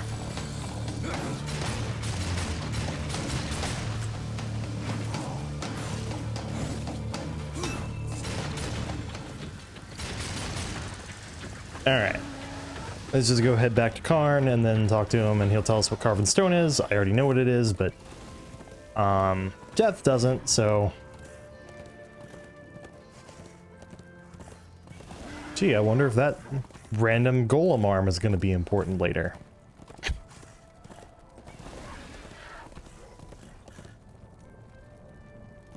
Ooh.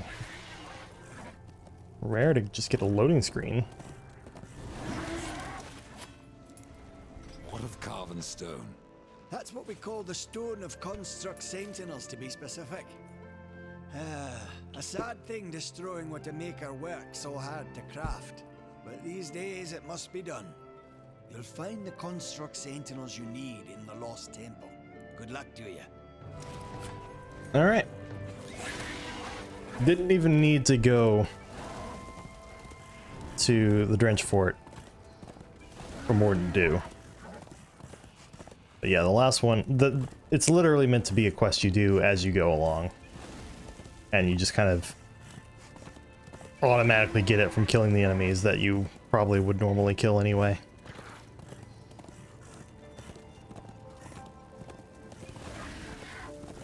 Alright, let's destroy this thing again.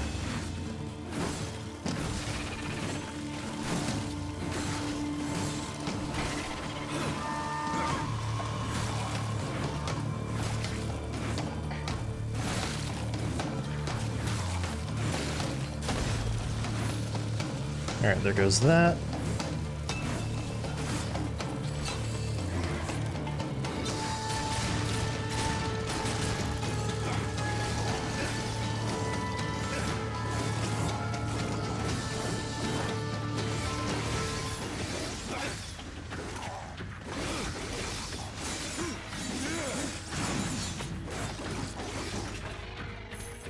There we are.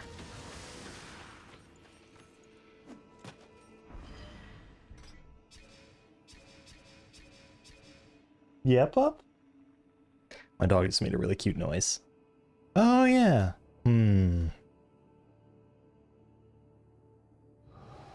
Might as well purchase that.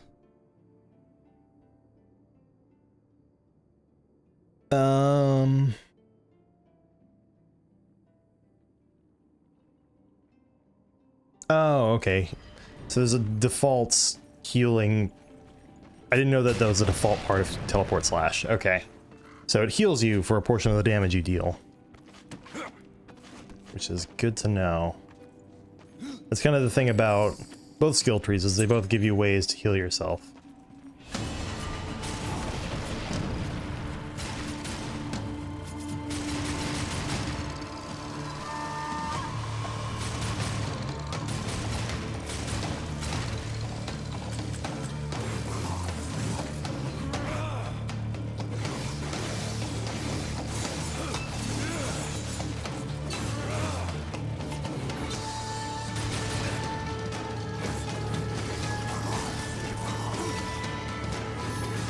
Nice.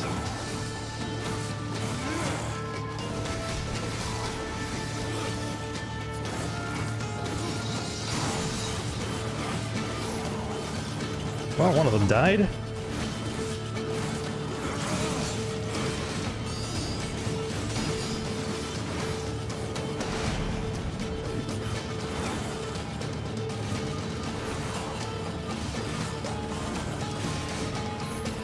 So fun.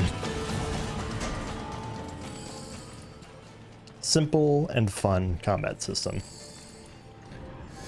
But it succeeds at being just a little more in depth than Darksiders 1.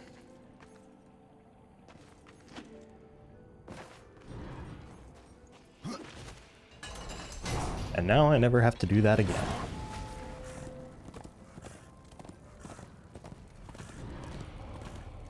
Fjord!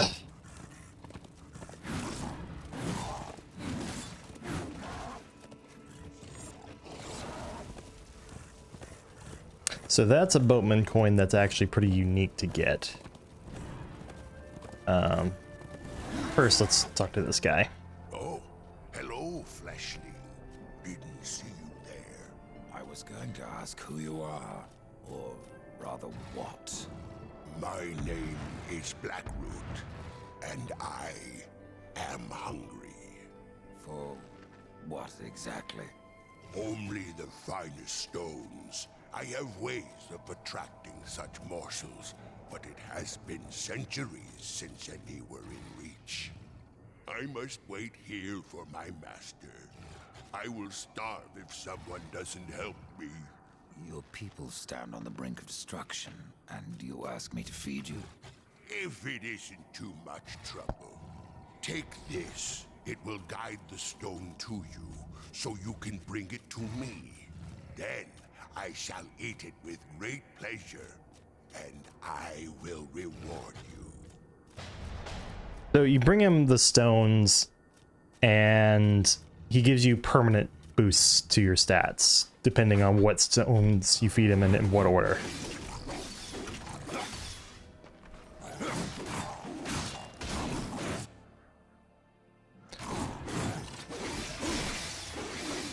So yeah, now I actually have the ability to actually grab those stones by shooting them.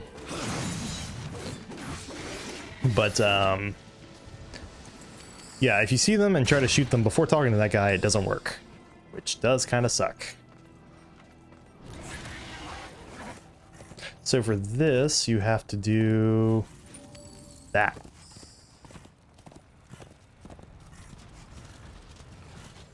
All right. This is just a random stalker out and about. There's a dungeon item that you need to get to be able to do anything up there. These guys are fun to bully.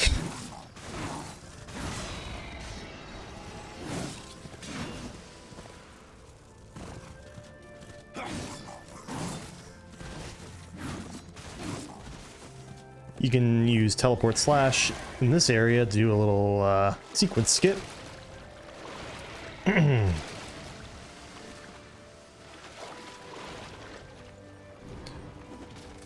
Let's see. Because all you gotta do is get where you got this lined up, and boom. Which is definitely not intended.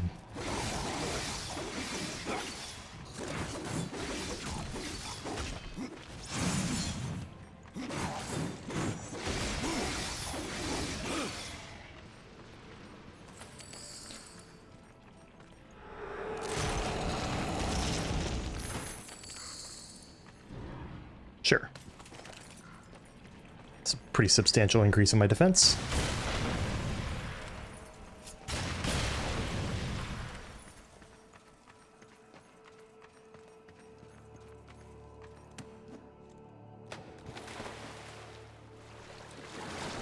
I don't know what the intended way to get here is. Now that I think about it, but actually, it might be more or less that. You just shoot the shadow bomb first. All right.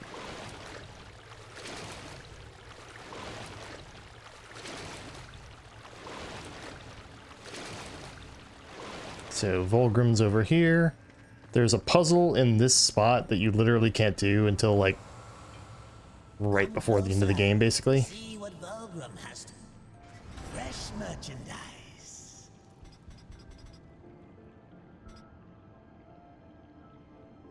All right.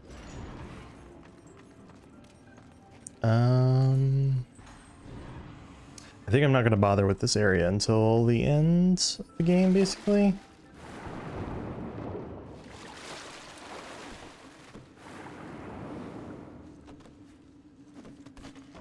I don't think there's anything you can do here right now at all. Yeah. Because if you remember, the Voidwalker, aka the portal gun, that's also in this game. Over here. Which is a little silly, but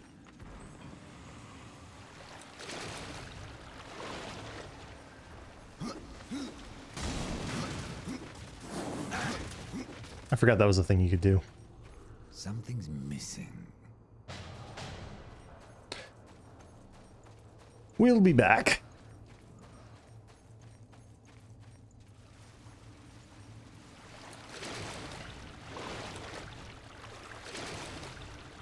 One of my favorite character interactions in this game is with that warden who will not be silent forever. Alright. This is no place for a horse.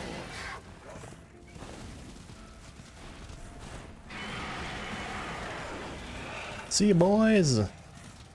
There's another puzzle here that I won't be able to do until basically right at the end of World 2, which is actually like 2/3 of the way through this game.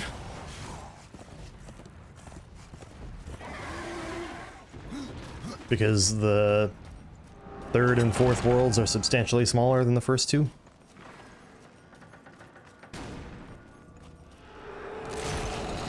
But it's free loot, so...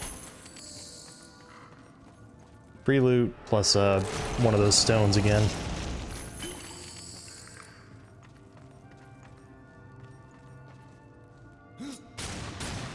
Come on.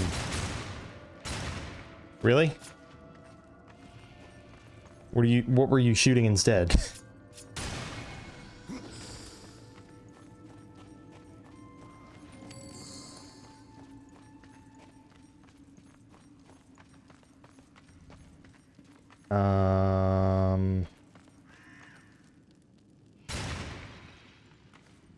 Yeah, we'll be back here eventually. When we can, you know, depress 2 plates at once. How?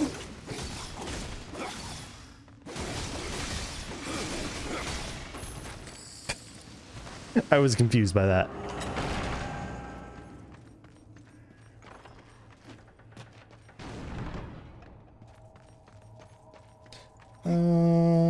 Okay.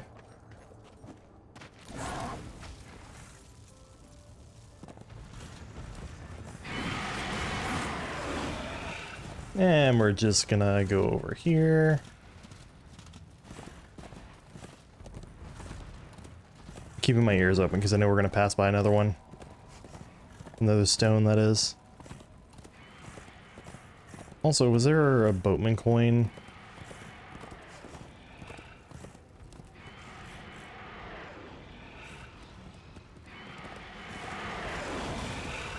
Wow, that is a horrific noise they make.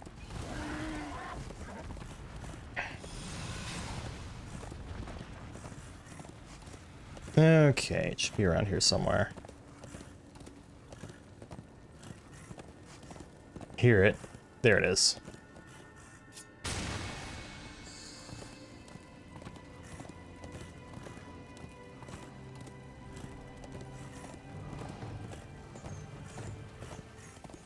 The Drench Fort.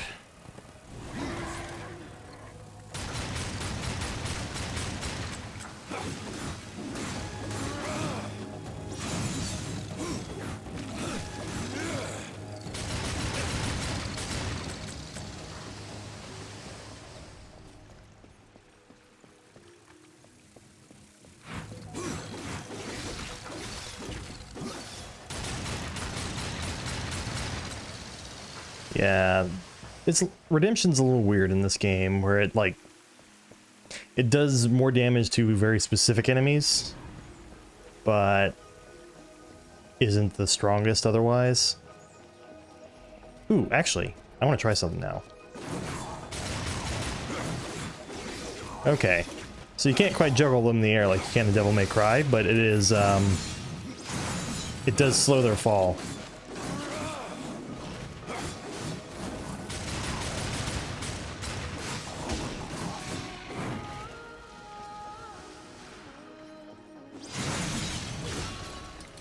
Neat. Okay. I remember this. So there's probably enough time for me to make my way all the way through the Drench Fort before calling stream. Drench Fort doesn't take that long. Some of the later dungeons in this game are pretty long.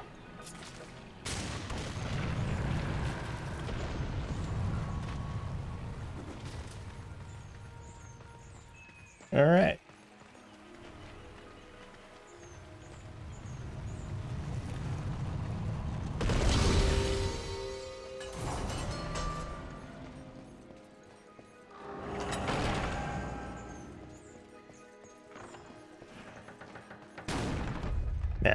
Definitive Edition, like, I thought it was really silly. They would do the side-by-side screenshots leading up to its release.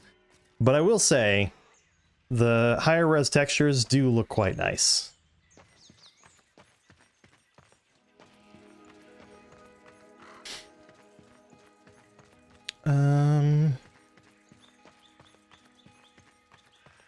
I remember progression in this dungeon's a little weird. Because it's kind of a water dungeon, so you're like raising water levels and such, and it's a little funky.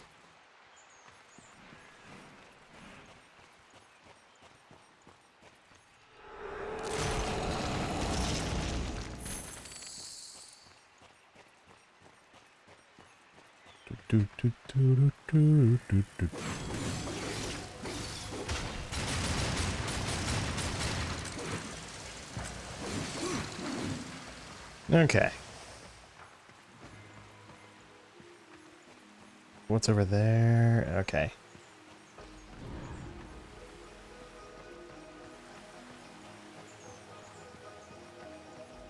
It's like, you bet I'm going this way first. I think this literally is a dead end, so. Just a loot room with a fight in it.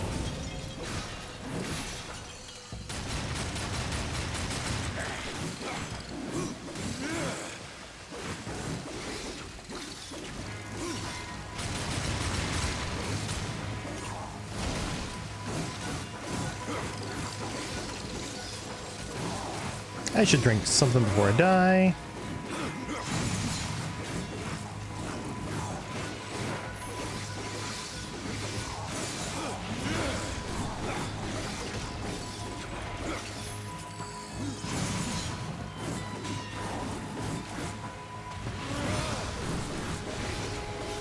There we go. Teleport slash is at its best whenever you're using it to do things like that. It's a gap closer as well as a defensive. It's a gap closer and a dodging tool.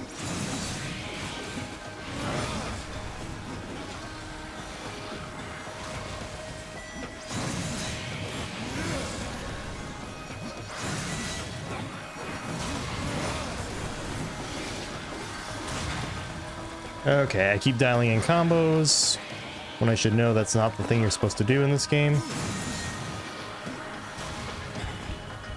What?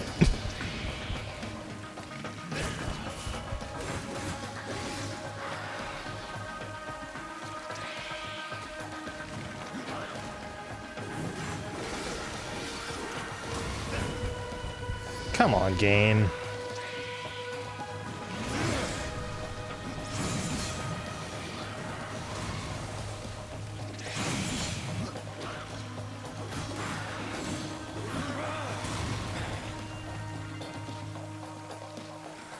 I dislike hitboxes like that.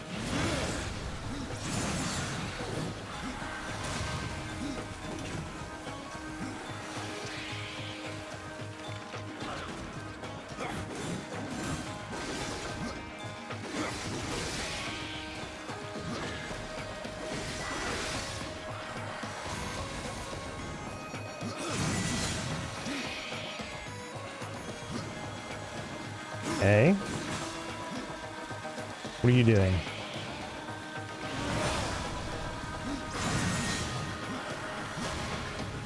Cool.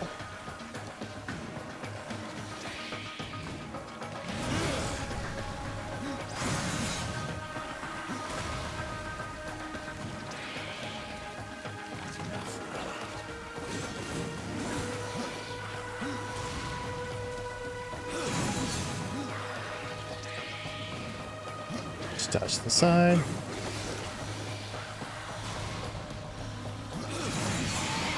There we are.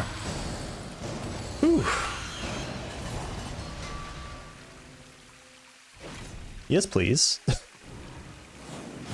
So glaives.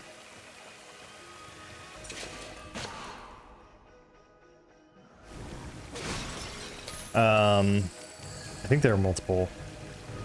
Oh no, okay, it's just the helmet. Glaives are interesting.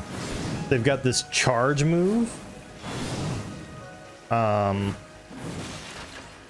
Otherwise, they function just like any other heavy weapon.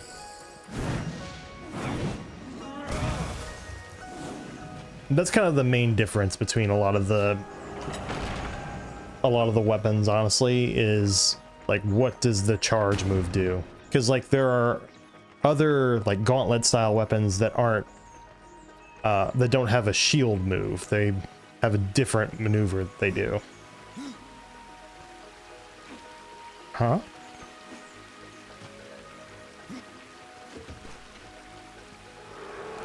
That was weird.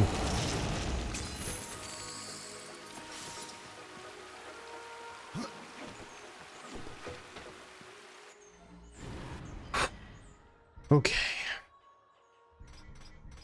Also, I can use the Dark Avenger now if I want to, but I don't want to. Although it would be a, I think that's a buckler. Or something like that, so...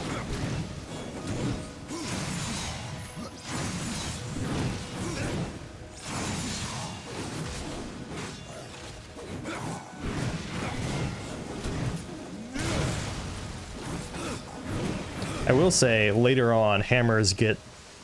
And it's part of a combo move that you unlock, I think, but hammers do get an ability that's really cool. The combo goes like this. If you time your button press like I did there at the end, you'll do like a follow-up move that has a lot of knockback and does a lot of damage. It's really fun.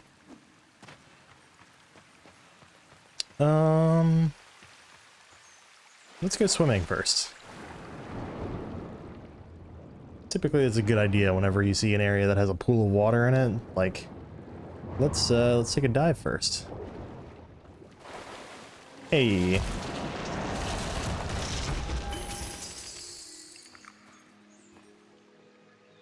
Health on crit?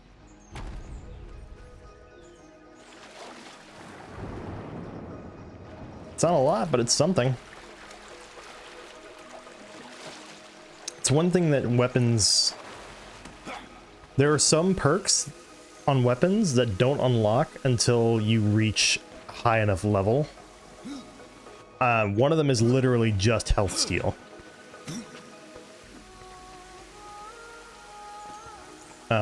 Where every hit steals a certain amount of HP from an enemy. Health on crit is like the next best one. Because you... Basically, when you get possessed weapons, you sacrifice your weapons into them to level them up effectively, which increases their damage, but also gives them the perks of the weapons that you sacrifice to them, which is pretty cool. And that's how you kind of customize a weapon with the perks you want, which is usually going to be something like health steal, crit rate, crit damage, or something like that.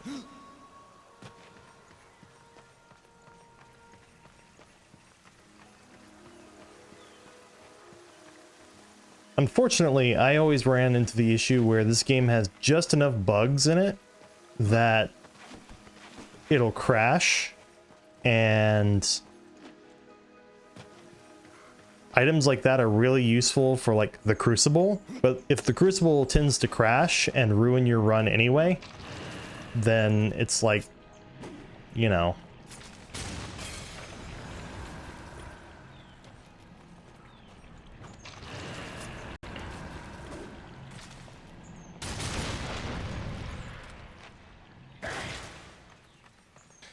Okay.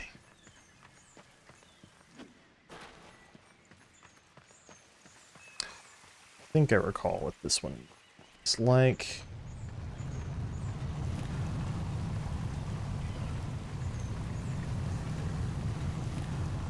I do remember what this one's like. Put that there. Let's go grab the item if I can. Or the chest if I can. Yeah.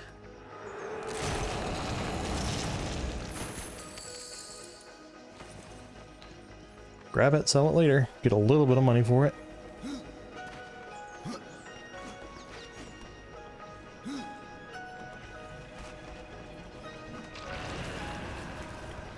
Alright. Let me just get up here. Attach that. And climb up here.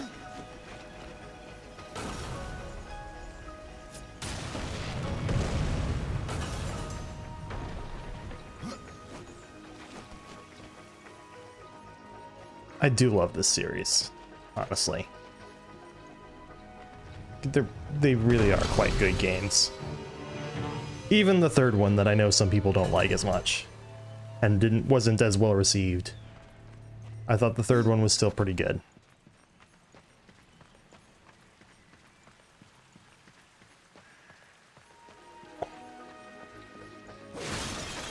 Even if it was kind of bullshit the way that dodging worked in that one. I think you originally, when Darksiders 3 released, you didn't have iframes on your dodge.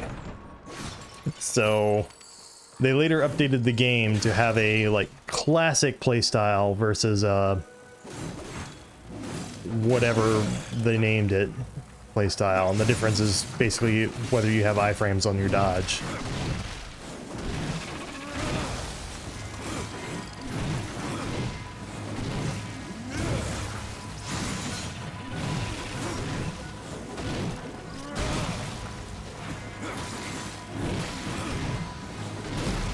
I suppose I could just ignore these guys. But what fun is that?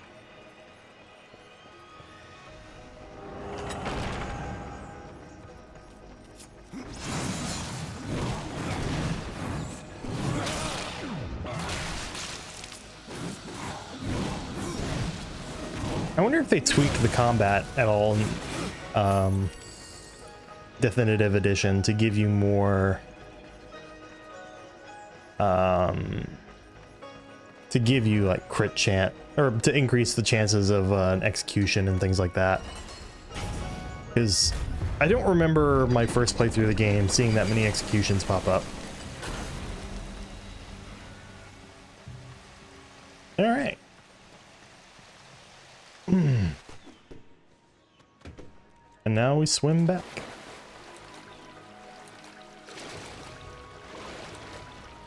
This is actually some pretty nice looking water.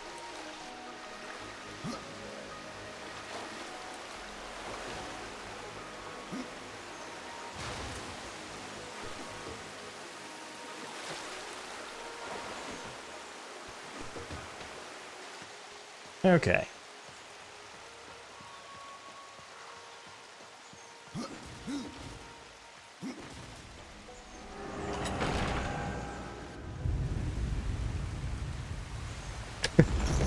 This is reminding me of the aqueducts in Ninja Gaiden Black now.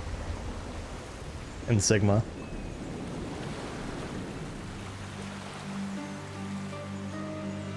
Gee, it's showing me that specifically. I wonder if that's important. Also, I see that.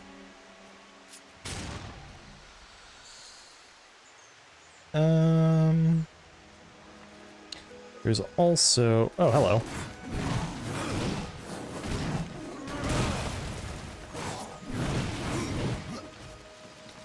Keep using that hoping for a crit, but... Is it here? Yeah, Book of the Dead page.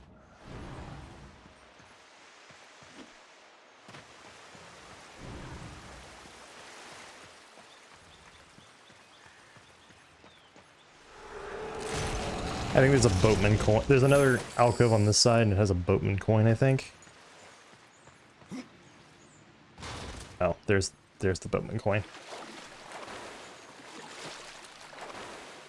See, this is what I mean by the game feeling a little restrictive. Death doesn't have a double jump like War does. So things like that, it's just a little silly.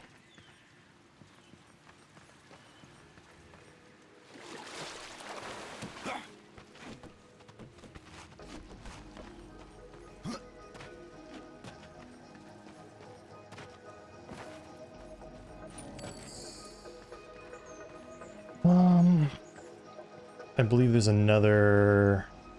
I think you can see the corner of it there, actually. I will need to go back towards the entrance area, because I believe one of those stones, the Stone of Power, is actually right there. I think it goes 2 stones typically will be in a dungeon as well, with the exception being the Cauldron, because it's before you have access to them, and they were kind enough to not put any stones in the Cauldron.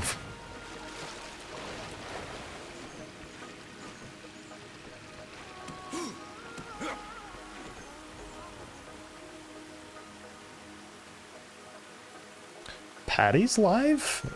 Now? I like Patty's streams, but dude does tend to be a bit of a night owl for me these days. So I'm a little surprised to see that he's already streaming. Ooh. Upping my strength? That's pretty good.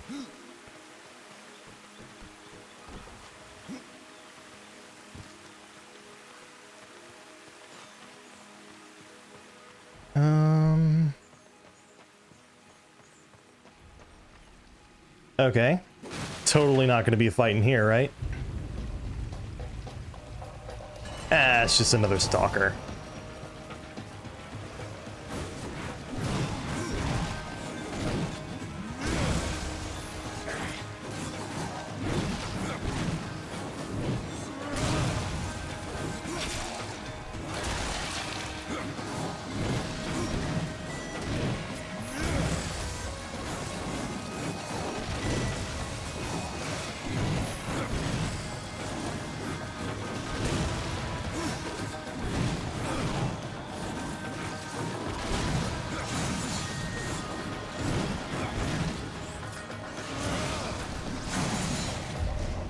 Whee!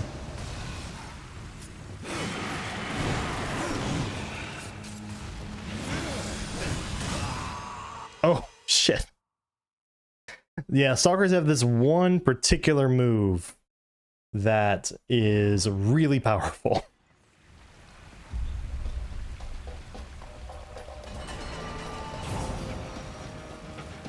Perhaps a fresh new game on Deathinitive Difficulty was a mistake.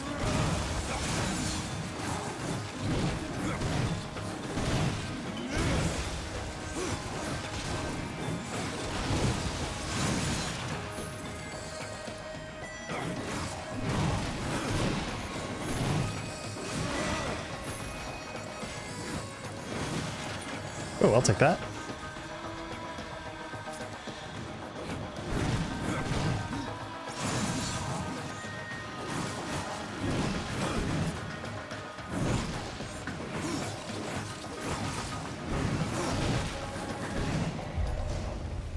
All right.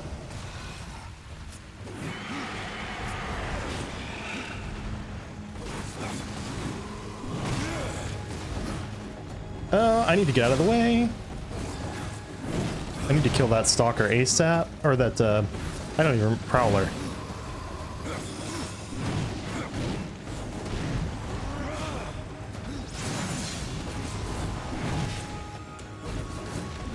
There's an odd amount of commitment to your attacks with the gauntlet weapons, I find. Oh, come on.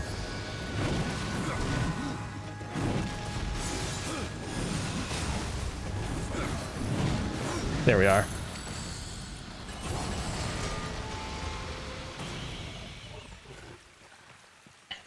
Because the gauntlets aren't like one hit per button press. It's like multiple hits per button press. So the Wrath Potion was inside the pillar. That's funny. This makes me wonder if there's another potion inside a pillar or something from, Yep! I knew I had heard one drop earlier.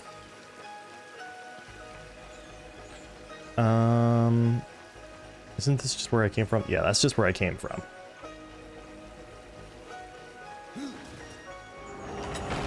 Good old Drench Fort.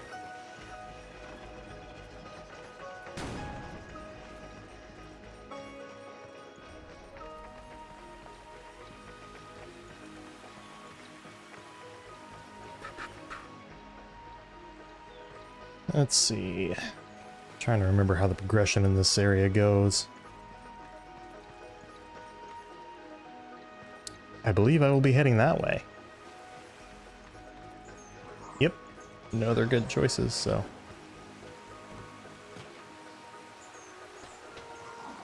We'll be back this way whenever the water's up too. What? Okay. The dude was literally there just to be like, hey, come get me, fool. Also, second Book of the Dead page from this dungeon.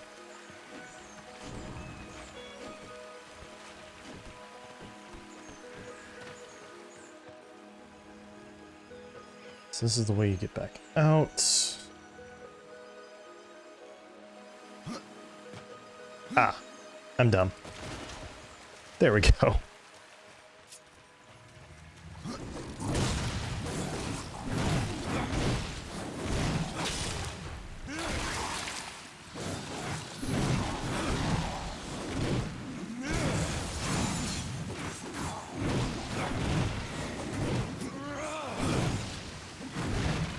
There we are. I like big weapons in games sometimes. Heavy weapons can be fun to use. I like seeing the big single numbers instead of the rapid fire little numbers. Even if the DPS oftentimes works out to be exactly the same.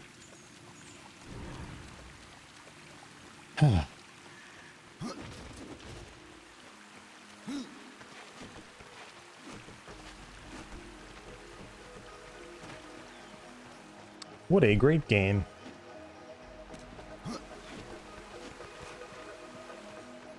Okay. That unlocks the way to here. I think that door in the opposite direction opens once you get the water flowing again.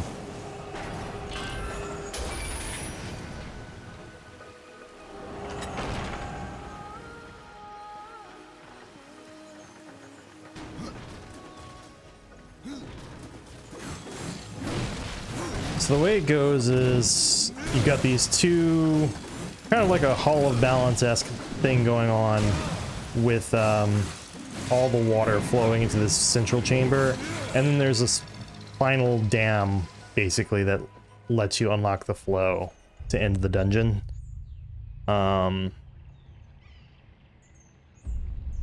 This game is, if there's one thing that is very silly in this game, it is how ridiculous the rule of threes gets. If you know, you know. At there's one point where you have to, for a character, go and retrieve 3. You go to the land of the dead in the second world, and you have to retrieve basically 3 ghosts that the king of the dead wants. One of those 3 has a thing set up where he's judging souls, and he asks you to retrieve 3 of them. So in the middle of your quest for 3 things, you have to find 3 things to do this dungeon, and it's like, why?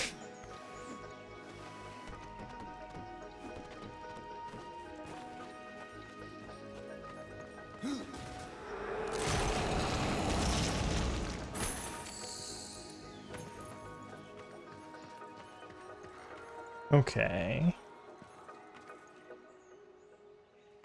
Is that literally just a puzzle for, Yep, that's just a puzzle that's there for you to get a chest. Why not? They knew what they were doing. Adding a loot mechanic.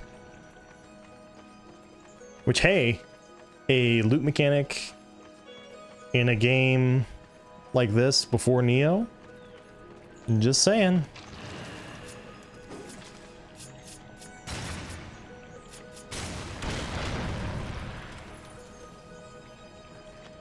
All right. What's this? Oh. Never be afraid to check your map. Sure. We're just going with bigger numbers at this point in the game. It'll be a little bit before we're like, but the perks are better. maybe the couple extra points of defense aren't worth that perk. Not quite yet, though.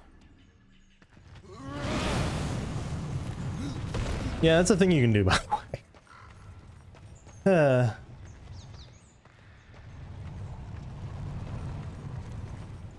Alright, let's just push it into place carefully. There we are. But wait, we're not done yet. We gotta go back to here and grab another shadow bomb.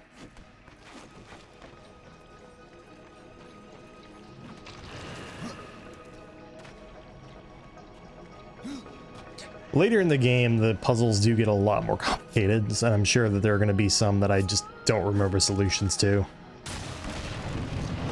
This is the baby stuff, though.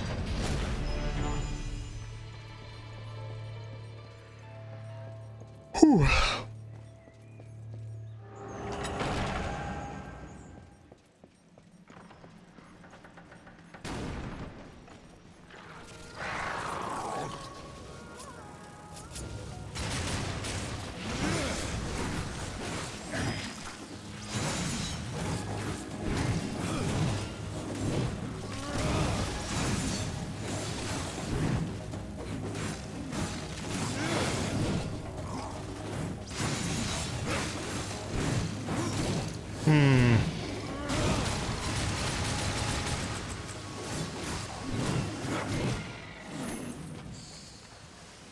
Okay.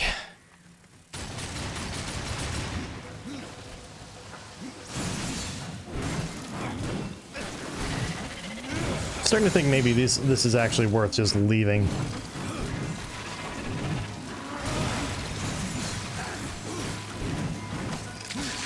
Oh, that's right, you can do that.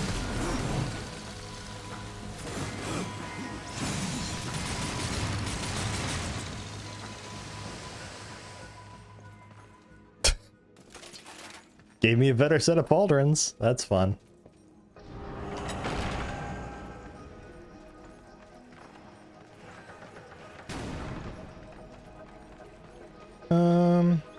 I almost hit the switch without doing this first.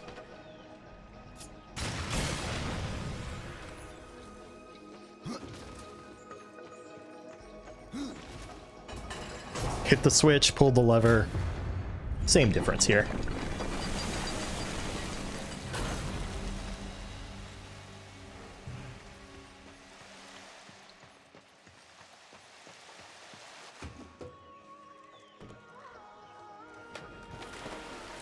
And off we go.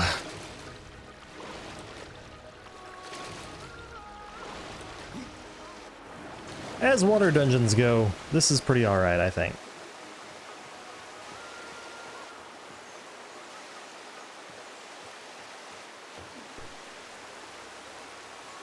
I do want to go this way, I think, though.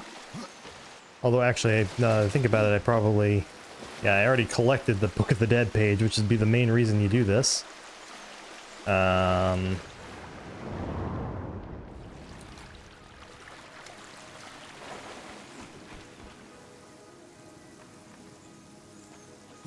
Hey!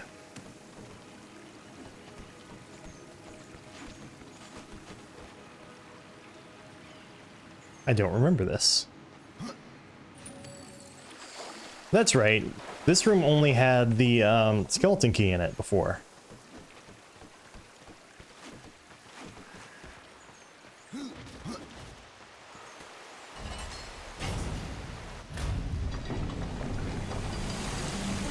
That actually was important.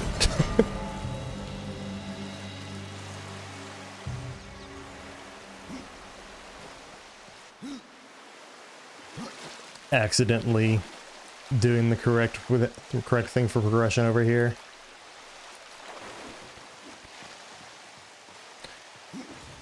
Ah.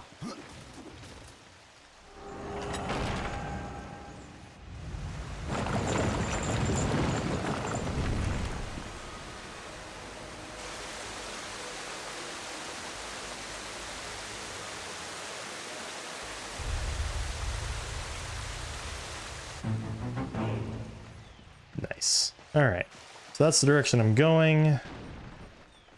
Just not yet. Yeah, this place is big. And it's not even close to the biggest map, or biggest dungeon. Like, holy shit, the dungeons get big.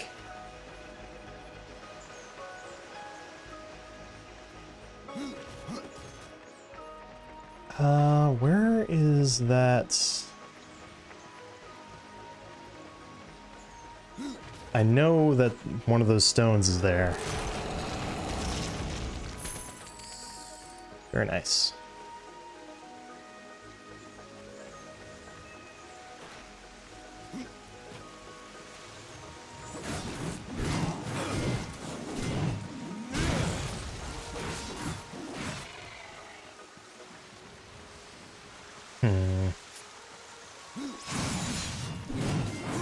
I'd like to be able to just move straight on once I'm done here.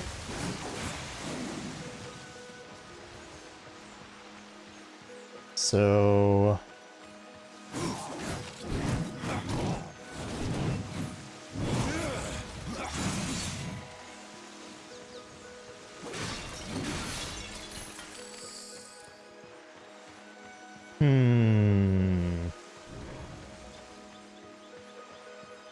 Hold this thought.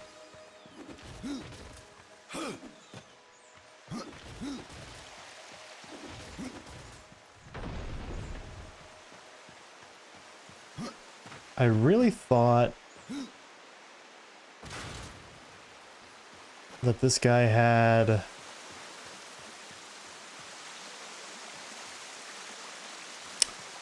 Alright, I guess not.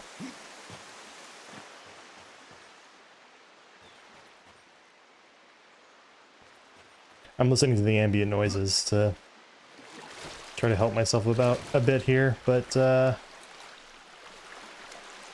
nope.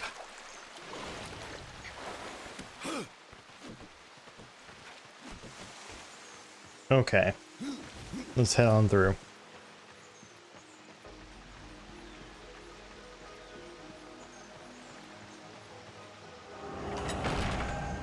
Really could use some more health potions right about now.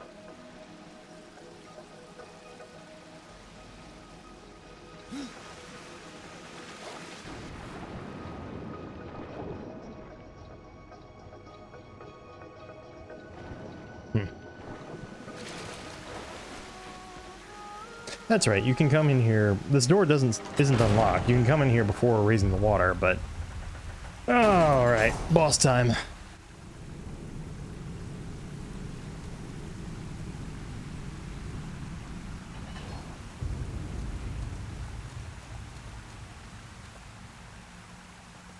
Gee, I wonder.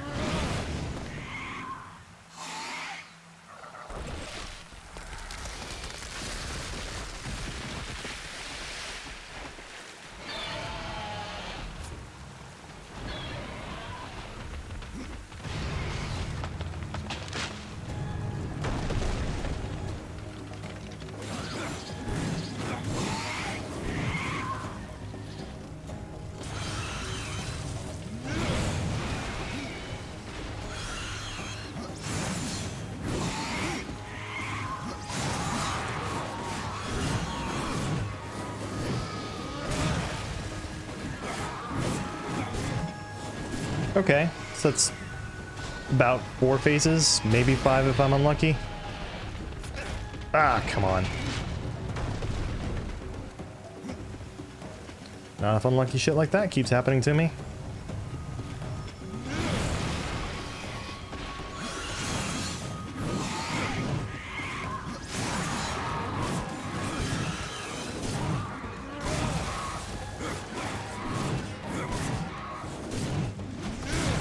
Okay, a little faster than that. Unfortunately, I remember this quite well.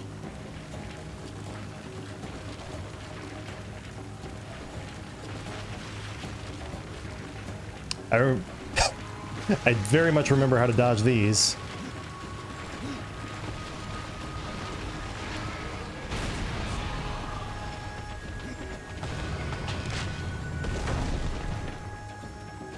I'm glad more than one doesn't drop down at a time. So yeah, this is definitely going to be 4-phase, but it's not going to be, not 3-phase.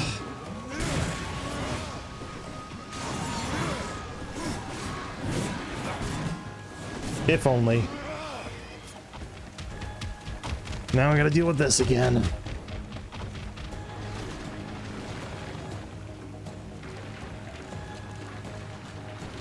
Whoop.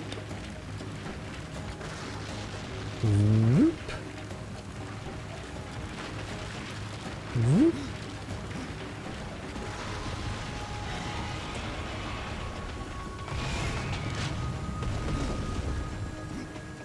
All right, we're just gonna whoop and roll.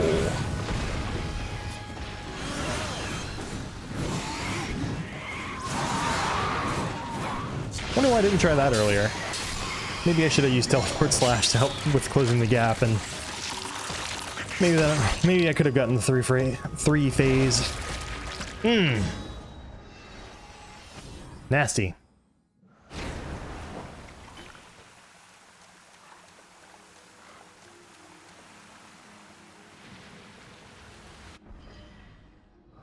We'll go ahead and upgrade that.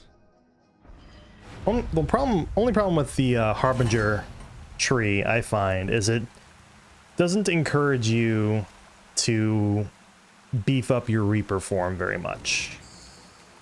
The Necromancer tree very much encourages you to try that out a bit more.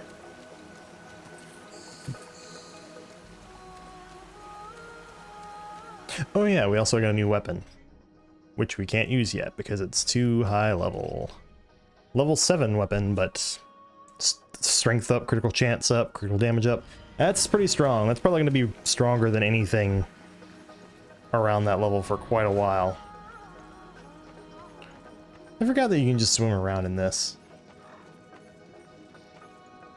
There's no point in it. There's no items or anything you can grab, but...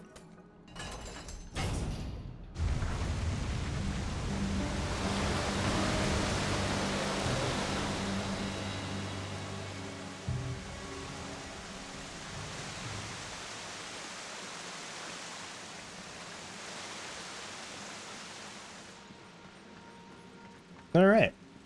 Yeah, I think I will fast travel.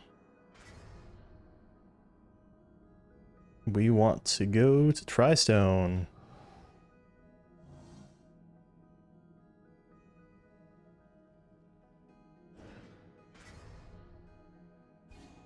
Please let me fast travel. There we go.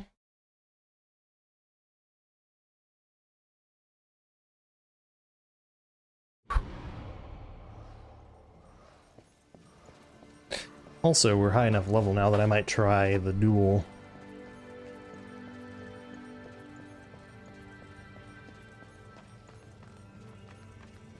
All right.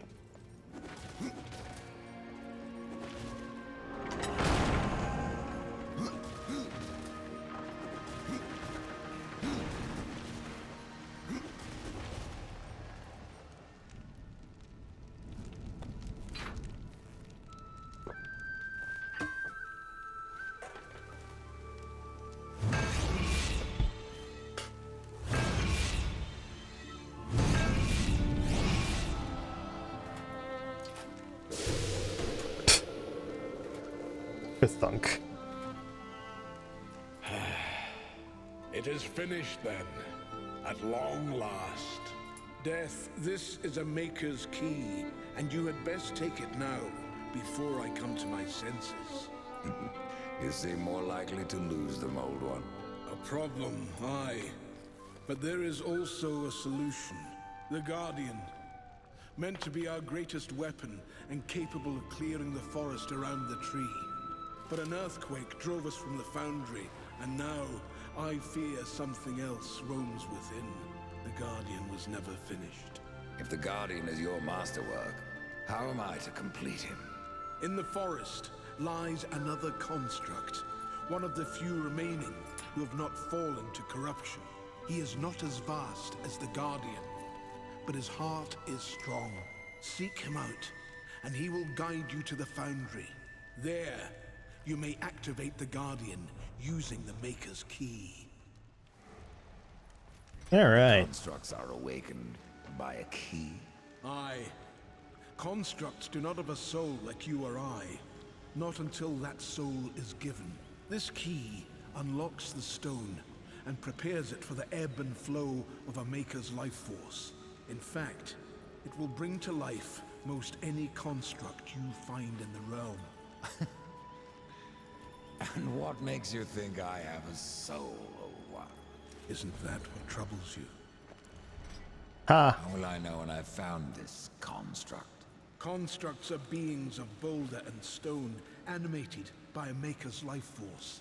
Most possess but a fraction of a soul, just enough to drive them and give them purpose. But through others course the whole of a Maker's being, his memories and emotions, a story half remembered. Life weighs heavy on us all. Not even stone can bear it. If wardens can resist corruption, why not use them to cleanse your realm? Sadly, the wardens were called when the seals were broken. The Maker's toll to be paid at the end war. This warden is all that remains. Then the seals were broken. Indeed. Evidence that the seals were in fact broken. Alright.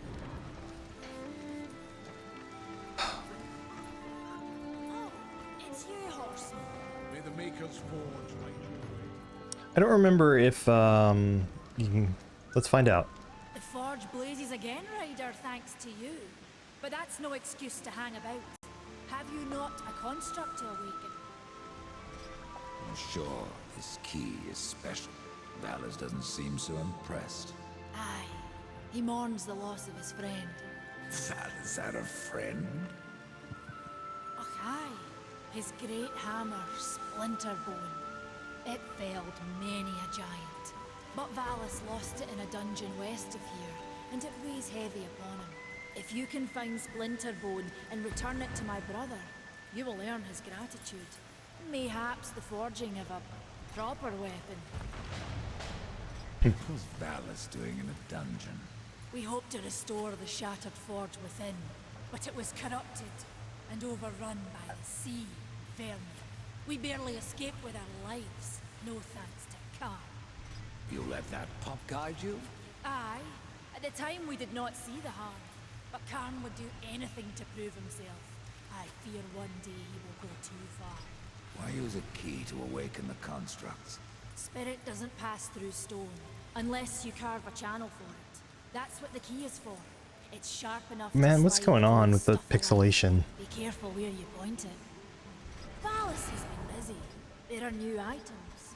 Indeed. Alright, let's, Well, it should go sell some stuff. Valus.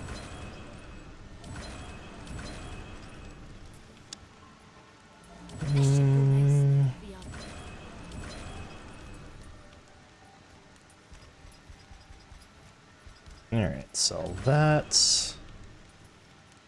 That. Probably that. And that. Valus will put that to. You will find the hammer just past the fjord. The Stone Father be with you, horseman. I don't remember if you can get that now, or if you can, or if you have to wait until you get the dungeon item. I suppose world item would be more appropriate to say in this game. But. Alright. So I don't think there's enough time for me to start a new dungeon. But I can do a few odds and ends. I can go awaken the giant construct. I can see how we fare against him now. I can end your troubles, Maker. Well, you're welcome to try. This blade is more ancient than you, Ryder. And taller to boot. I will break it, and you, down to size.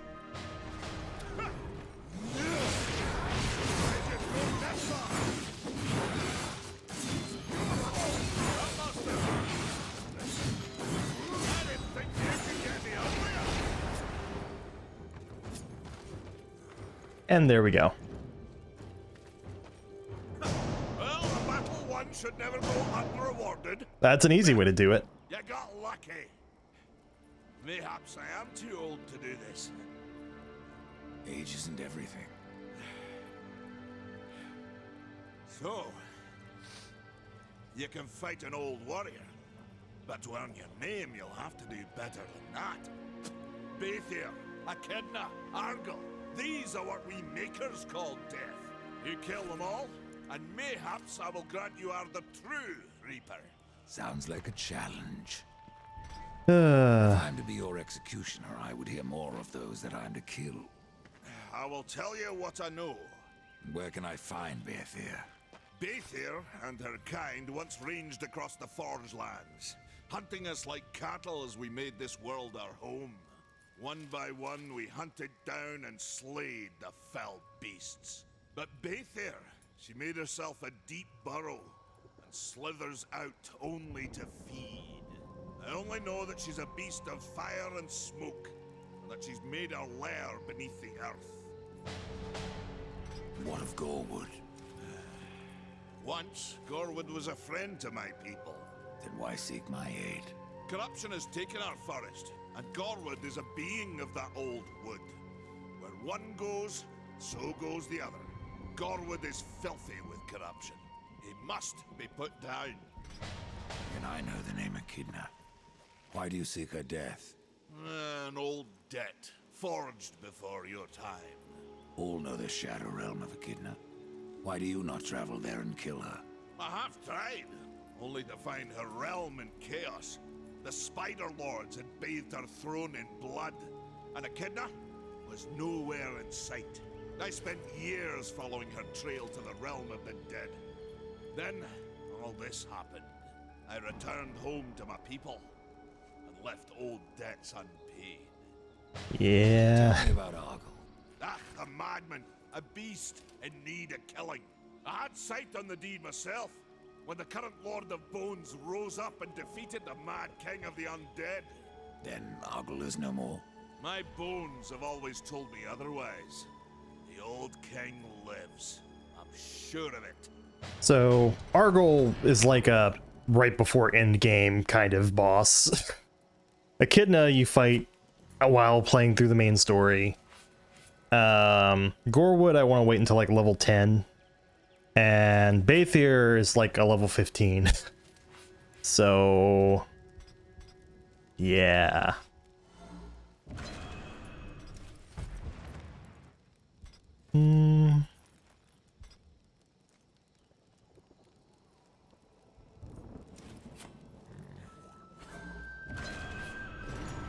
All right.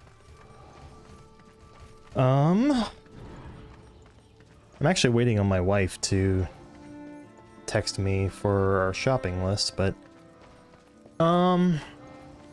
yeah. So if I wanted to, I could go to Gorwood like right now. I don't think it would end well for me.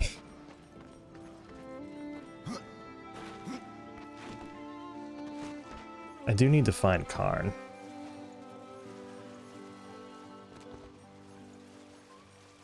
I think he's gonna be outside the last dungeon that I'm going to, so let's make our way around and collect some stones. Why not?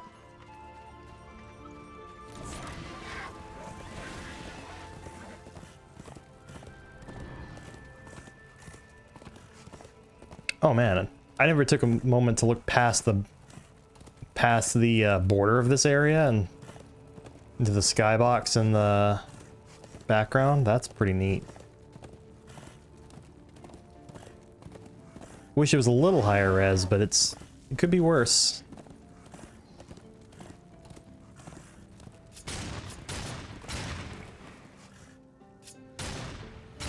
Come on, Death, what?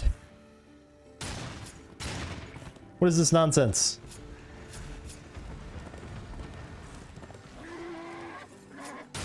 There we go.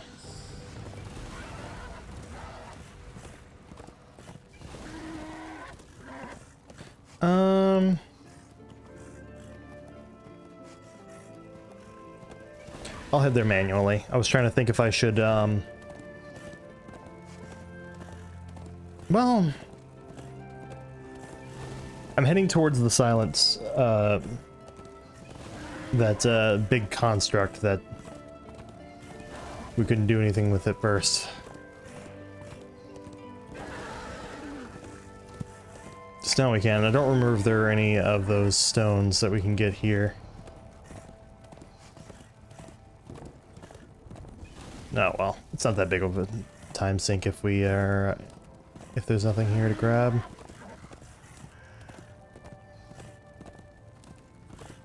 Yeah, this isn't so bad. No. If we go to there, that's where we would go to get Valus's hammer.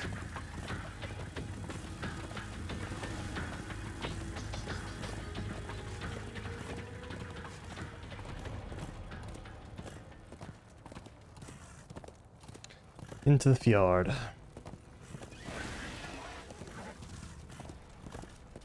Deep into the fjord.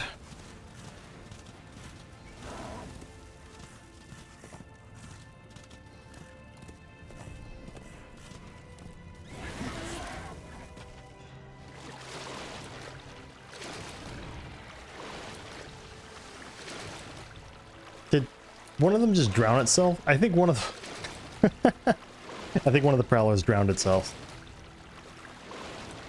That's funny.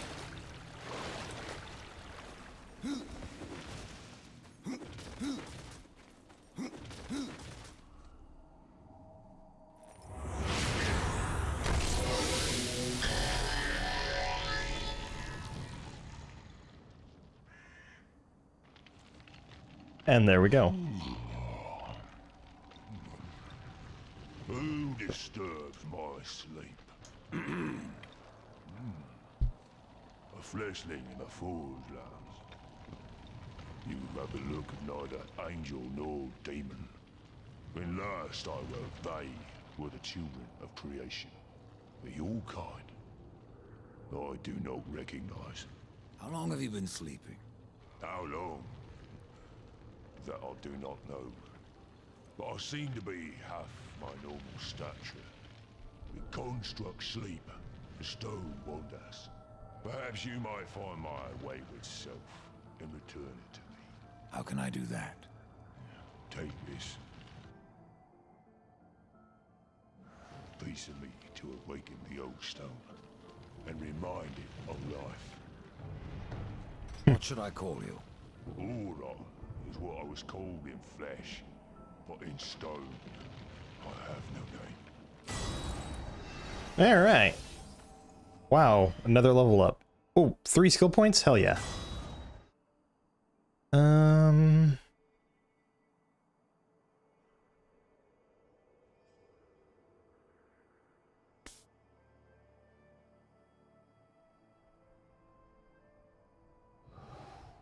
Should I go ahead and... Oh, we're high enough level to unlock that. Okay.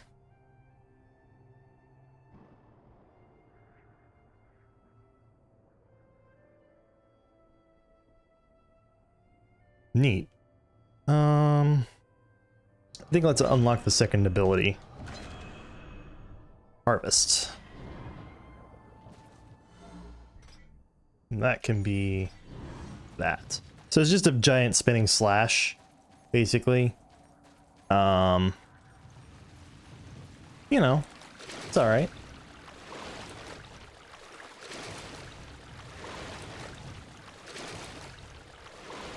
So let's see.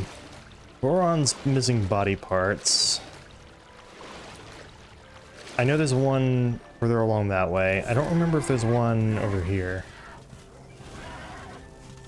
I have a vague memory of where most of the part where his limbs are, but I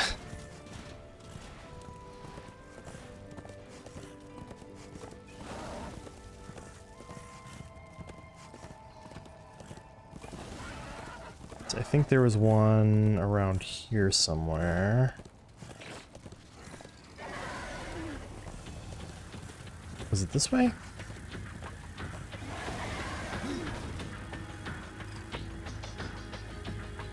Oh yeah, that's right. There's also that up there. Come on, game.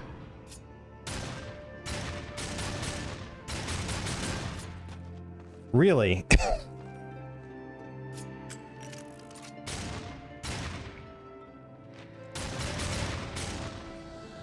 That took way more effort than it should have.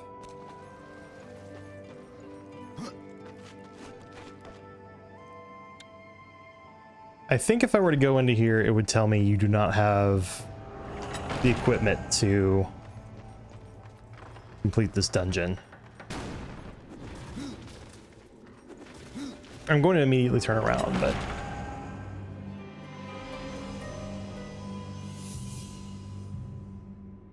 Gee, I wonder where the hammer is.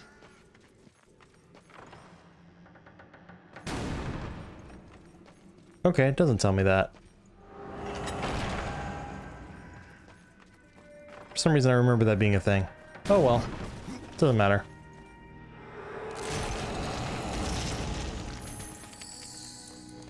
Sure, more money.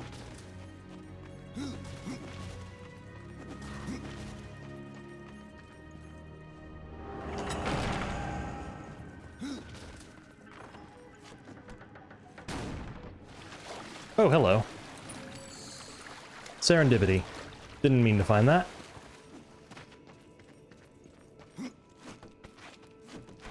Okay, so there's not... I don't think he has one of his limbs out here. I'll head to the left just in case. I think there was one... Ah, there's one.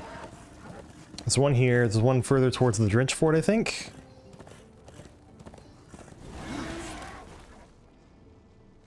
There's, I think, two in the direction of the cauldron.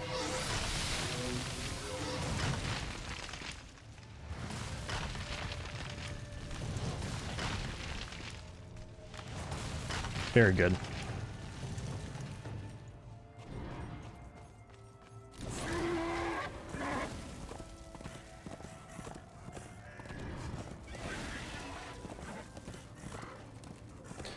I do think one of them is out in like the main field, but I really wish I could remember.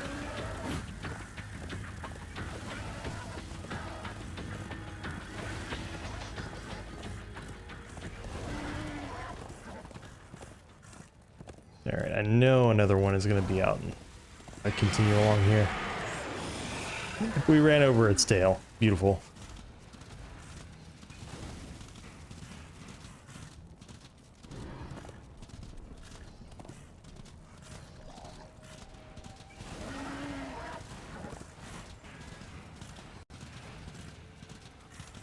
Oh yeah, there's that boatman coin. I don't remember if there was a piece of him up here or not. I'm gonna go with not.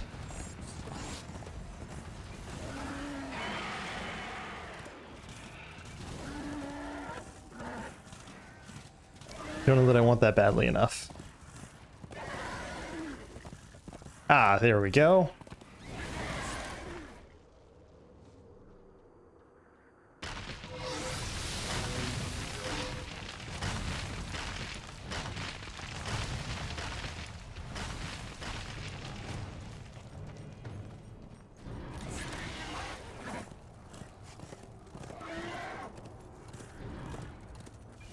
Only setting up one of my favorite interactions in this entire game. And then I don't think there's anything else in this segment of the map.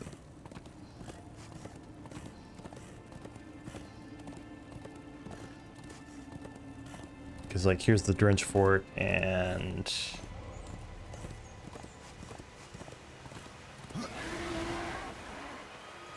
yeah, I don't think so. Okay. Okay. Zoom out to a little faster. And go to the Weeping Crag.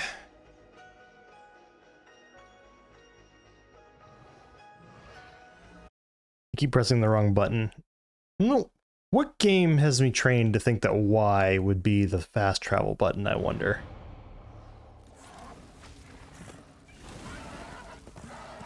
Let's see. We can kind of survey. 'Cause I think this place would show you if there was one of Oron's limbs just out and about. I don't think that would be a detail that would just pop in.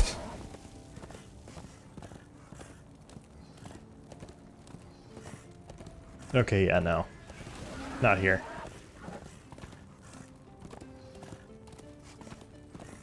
So we'll head towards the Weeping Crag. We won't... Once again, Weeping Crag is a dungeon. It's a small dungeon, but it is a dungeon. So I won't be doing that. But I will be collecting things along the way. There's at least one stone just passing through the Weeping Crag entrance area.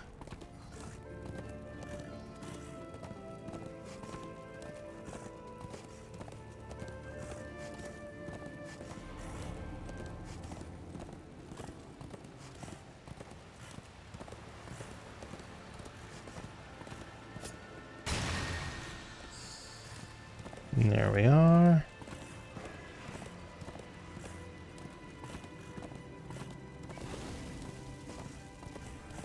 So actually the entrance to the next main dungeon is going to be in this area.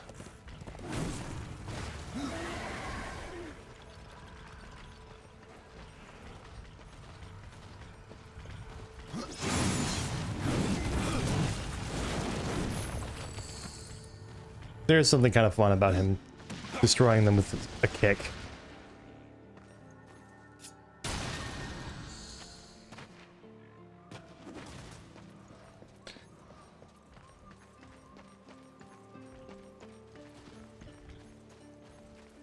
This is no place for a horse.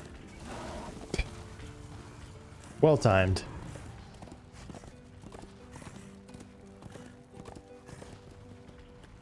Not here.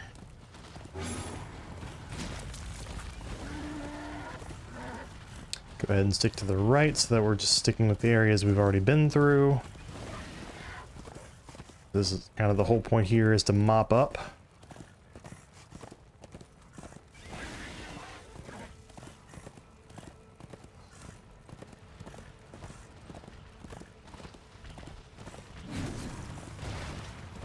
Good.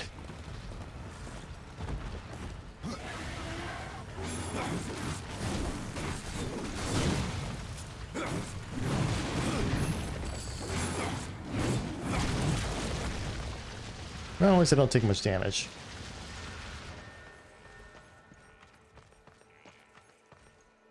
There it is. I could hear it, I wasn't sure where it was.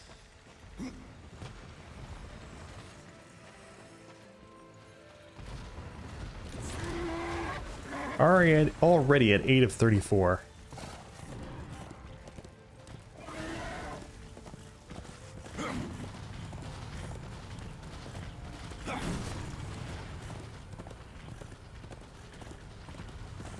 Alright, there's one of Oron's pieces.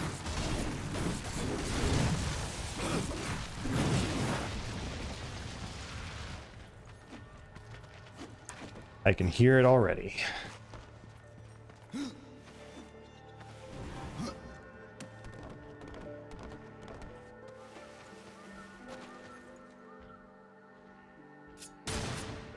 Come on.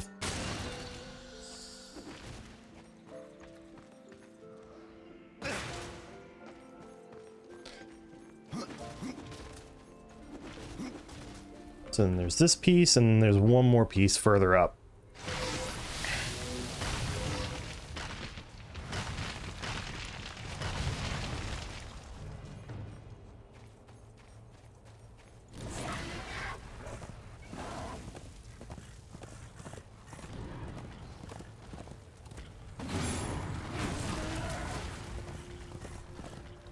And off we go.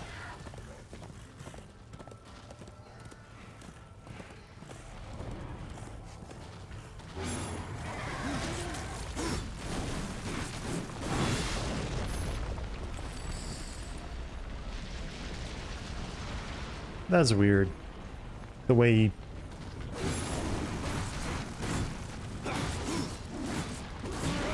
Can I repeat that again?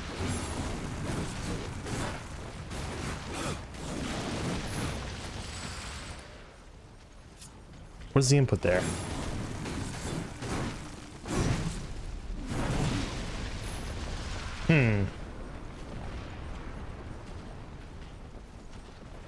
Wonder if it would be listed in the combos or something.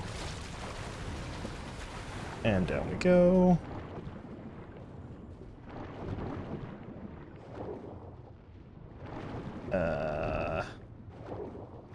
Right.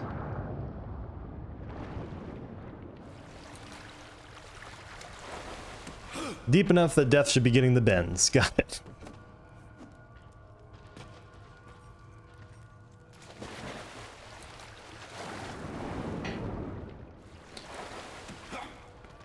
Not super happy with that.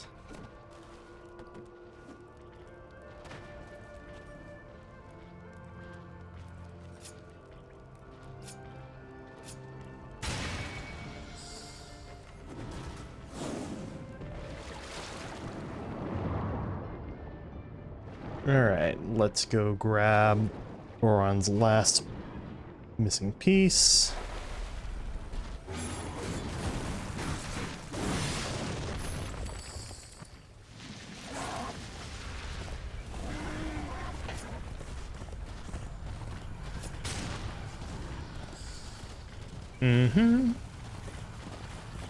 Oh, I know this.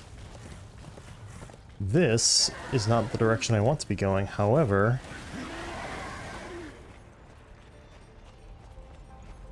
it is nonetheless an interesting place. This is another side dungeon. Oh no, this is where I want to go. Oops! I almost ended up wandering around forever.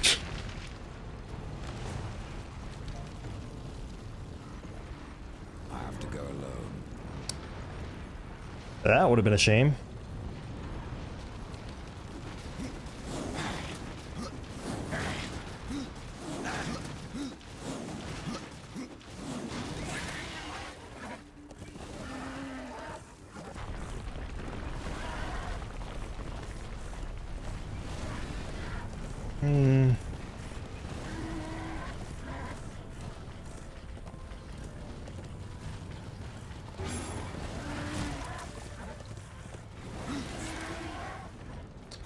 I think there was another one up here.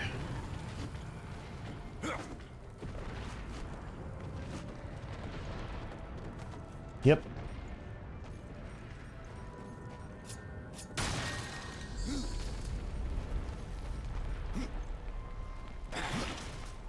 This is no place for a horse. And then I think this just goes towards the cauldron. I don't think there are any other things here. I think I'm missing one that I'm pretty sure I normally get.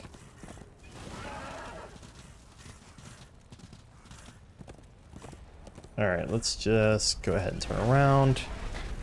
I'm gonna head back out and try to keep an ear open.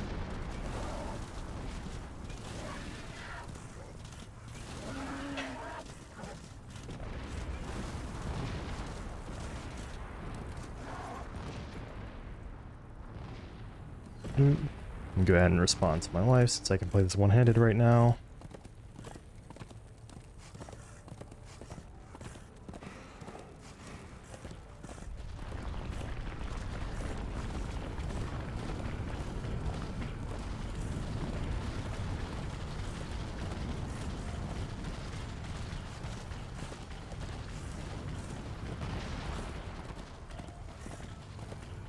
Okay.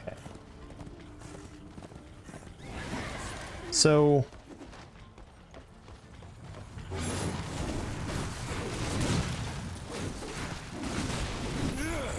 I thought there was a another stone in this area, but I guess not.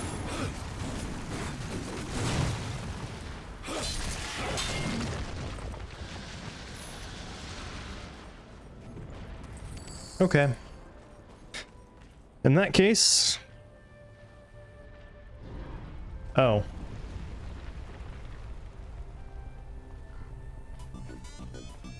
There we go.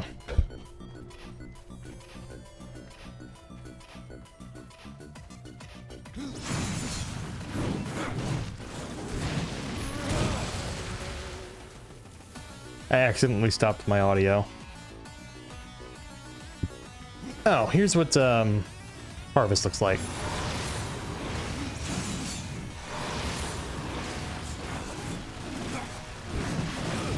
It's a pretty fun one.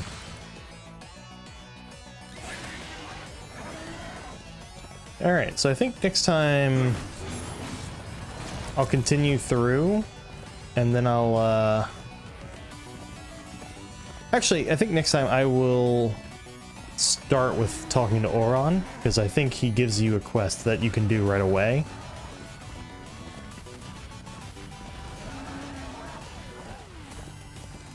But we'll see. That'll be next week.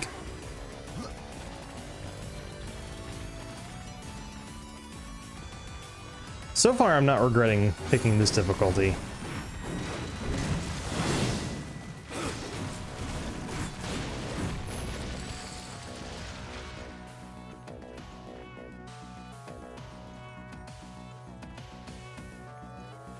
All right, let's go ahead and just save.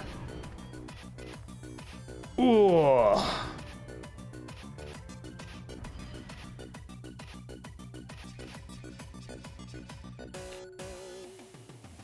All right, until next time. Wow, I really haven't gotten a new pair of sides in a while. Jeez.